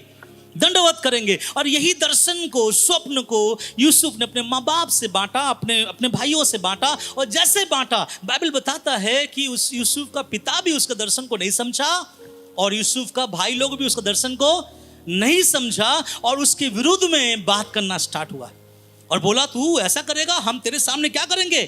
दंडवत करेंगे। अब ध्यान से सुनिएगा, दर्शन या आपके बढ़ोतरी को रोकने वाली चीज क्या है पता है? यहां मैंने आपको सिखाया, रिश्ता बहुत इंपॉर्टेंट है। तो यहां पर परमेश्वर ने एक दर्शन दिया, अब यूसुफ को उस दर्शन तक पहुंचना है। उस दर्शन को शैतान उनके जीवन से छीनना चाह रहा था, हटाना चाह रहा था। और हटाने के लिए शैतान ने क्या चीजों को ढाला उसके अंदर? यूसुफ के अंदर नहीं ढाला, किसके अंदर ढाला? उसके भाइयों के अंदर। और भाई लोग उससे क्या करने लगे? बैर करने लगे। अब घर जाके पढ़ के देख लीजिएगा, 36, 37, 38 उत्पत्ति का किताब, वहां ऐसा लिखा गया है। उसके पिताजी ने बोला बेटा जा अपने भाइयों के लिए थोड़ा खाना लेके जा, उसको दे के आना। यूसुफ चला गया। अगर यूसुफ का उसके भाइयों के प्रति क्या होता? नफरत होता, तो बोलता नहीं नहीं मुझसे प्यार नहीं करता, मुझे गाली देता है, मैं नहीं जाऊंगा। लेकिन यूसुफ चला गया। ये चला गया, इसको क्या दर्शाता है? प्रेम। चलो यहां मैं बोलूंगा प्रेम नहीं है, मैं बोलूंगा यहां पे पापा का क्या कर रहा है? आज्ञा मान रहा है। कौन सा पापा का? जो पापा उसको बोला हम लोग तेरे सामने क्या करेंगे? आज्ञा मान रहा है। ठीक है। उसके बाद वो चला गया। जब वहां चला गया, लोगों ने बोला अरे नहीं तेरे भाई लोग तो यहाँ था, नहीं थोड़ी देर पहले क्या हो गया? चला गया। तो यूसुफ को वहां से घर आ जाना चाहिए था, लेकिन यूसुफ वहां से घर नहीं आया। अब जब यूसुफ वहां से अपने भाइयों के पास गया, ये पापा का आज्ञा नहीं, यूसुफ का खुद का प्रेम था भाइयों के लिए। गया। जब गया, मुझे आपको पता है हिस्ट्री क्या है? यूसुफ को पकड़कर कहां डाला? गड्ढे में डाला। अगर आप बाइबल से एक जगह भी आप खोज कर मुझे दिखा दोगे, मैं प्रचार करना बंद कर दूंगा कि इसके भाई लोग जब उसको गड्ढे में डाल रहा था, यूसुफ ने अपने भाइयों को गाली दिया। यूसुफ ने कोसा कि मेरे भाई मर जाएंगे, नष्ट हो जाएंगे। नहीं, यूसुफ ने अपने भाइयों के विरुद्ध में कोसा नहीं, ना गाली बका, ना कुछ। यूसुफ को वहां से पोतीफर के घर बेच दिया। जब वो किसी के स्वामी के अधीन आया, आप देखिएगा उसने अपने स्वामी के विरुद्ध में नहीं आया। उसने ये नहीं बोला मैं इजरायली हूं, किसी के घर काम नहीं करता। बाइबल बताता है पोतीफर के घर में भी खुदा का आत्मा यूसुफ के ऊपर, बोलिए ना, यूसुफ के ऊपर था। उसने यूसुफर को कोसा, पोतीफर को कोसा। आपको पता है शैतान क्या करना चाहता है? शैतान आप लोगों के दर्शन को कैसा बिगाड़ता है मालूम है? रिश्तों में लड़ाई लगाकर। शैतान को पता था अगर यूसुफ अपने भाइयों से चिढ़ना स्टार्ट कर दे तो दर्शन का टूटना स्टार्ट हो जाएगा। रिश्ता उसने अच्छा रखा पोतीफर के साथ। पोतीफर की पत्नी सोचा ये लड़का बहुत अच्छा है, पोतीफर की पत्नी उसके साथ गलत करना चाहा, व्यभिचार से भागा। मौका था उसके पास कुछ करने का, भागा। जेल खाने में भी आप पढ़ के देख लीजिएगा, खुदा का आत्मा उसके ऊपर था। जेलर के साथ, वहां के लोगों के साथ एक अच्छा रिश्ता था, इसलिए एक दिन परमेश्वर उसको वहां का मंत्री बनाया। इसका मतलब क्या मालूम है? भाई लोग उसको कोसे, लेकिन भाई लोगों को वो कोसा नहीं। हमारे अंदर ऐसा स्वभाव है। एक बात याद रखिएगा, आपके अनाउंटिंग को, आपके अभिषेक को क्या चीज खत्म करती है मालूम है? जब आप दूसरों को कोसते हैं। आप जब दूसरों को कोसेंगे ना, समझ जाना, आप जितने भी प्रार्थना करें, आपका अभिषेक क्या होता है? घटना स्टार्ट होता है, कोसना नहीं। यूसुफ ने नहीं कोसा, और यूसुफ को प्रभु जब मंत्री बनाया, एक समय आया कि उसके भाई लोग उसके सामने आए। लिखा गया है कि यूसुफ रह नहीं पाया। यूसुफ अपने आप को प्रकट करने वाला था, वहां से मिस्रियों को हटाया, बाहर किया और चिल्ला कर रोया। मैं तुम्हारा वो भाई हूं जो तुम लोगों ने गड्ढे में ढाल दिया। पढ़ के देखिएगा, वहां पे बाकी भाइयों के हालत खराब हो गए। क्यों? जिसके सामने अभी वो खड़ा है वो यहाँ का मंत्री है, वो चाहे तो अभी उसका धड़ कलम कर सकता है, खत्म कर सकता है। वो डरना स्टार्ट हो गया। लेकिन पता है यूसुफ ने क्या बोला? डरो मत मेरे भाई, मैं तुम्हें मारूंगा नहीं। उसके साथ गले लगाया, चूमा, और लिखा गया है उनको प्रभु ने, उन लोगों को खिलाने के लिए खुदा ने उसको लेके आया। मैं बोलना ये चाहता हूँ, यूसुफ का दर्शन पूरा क्यों हुआ?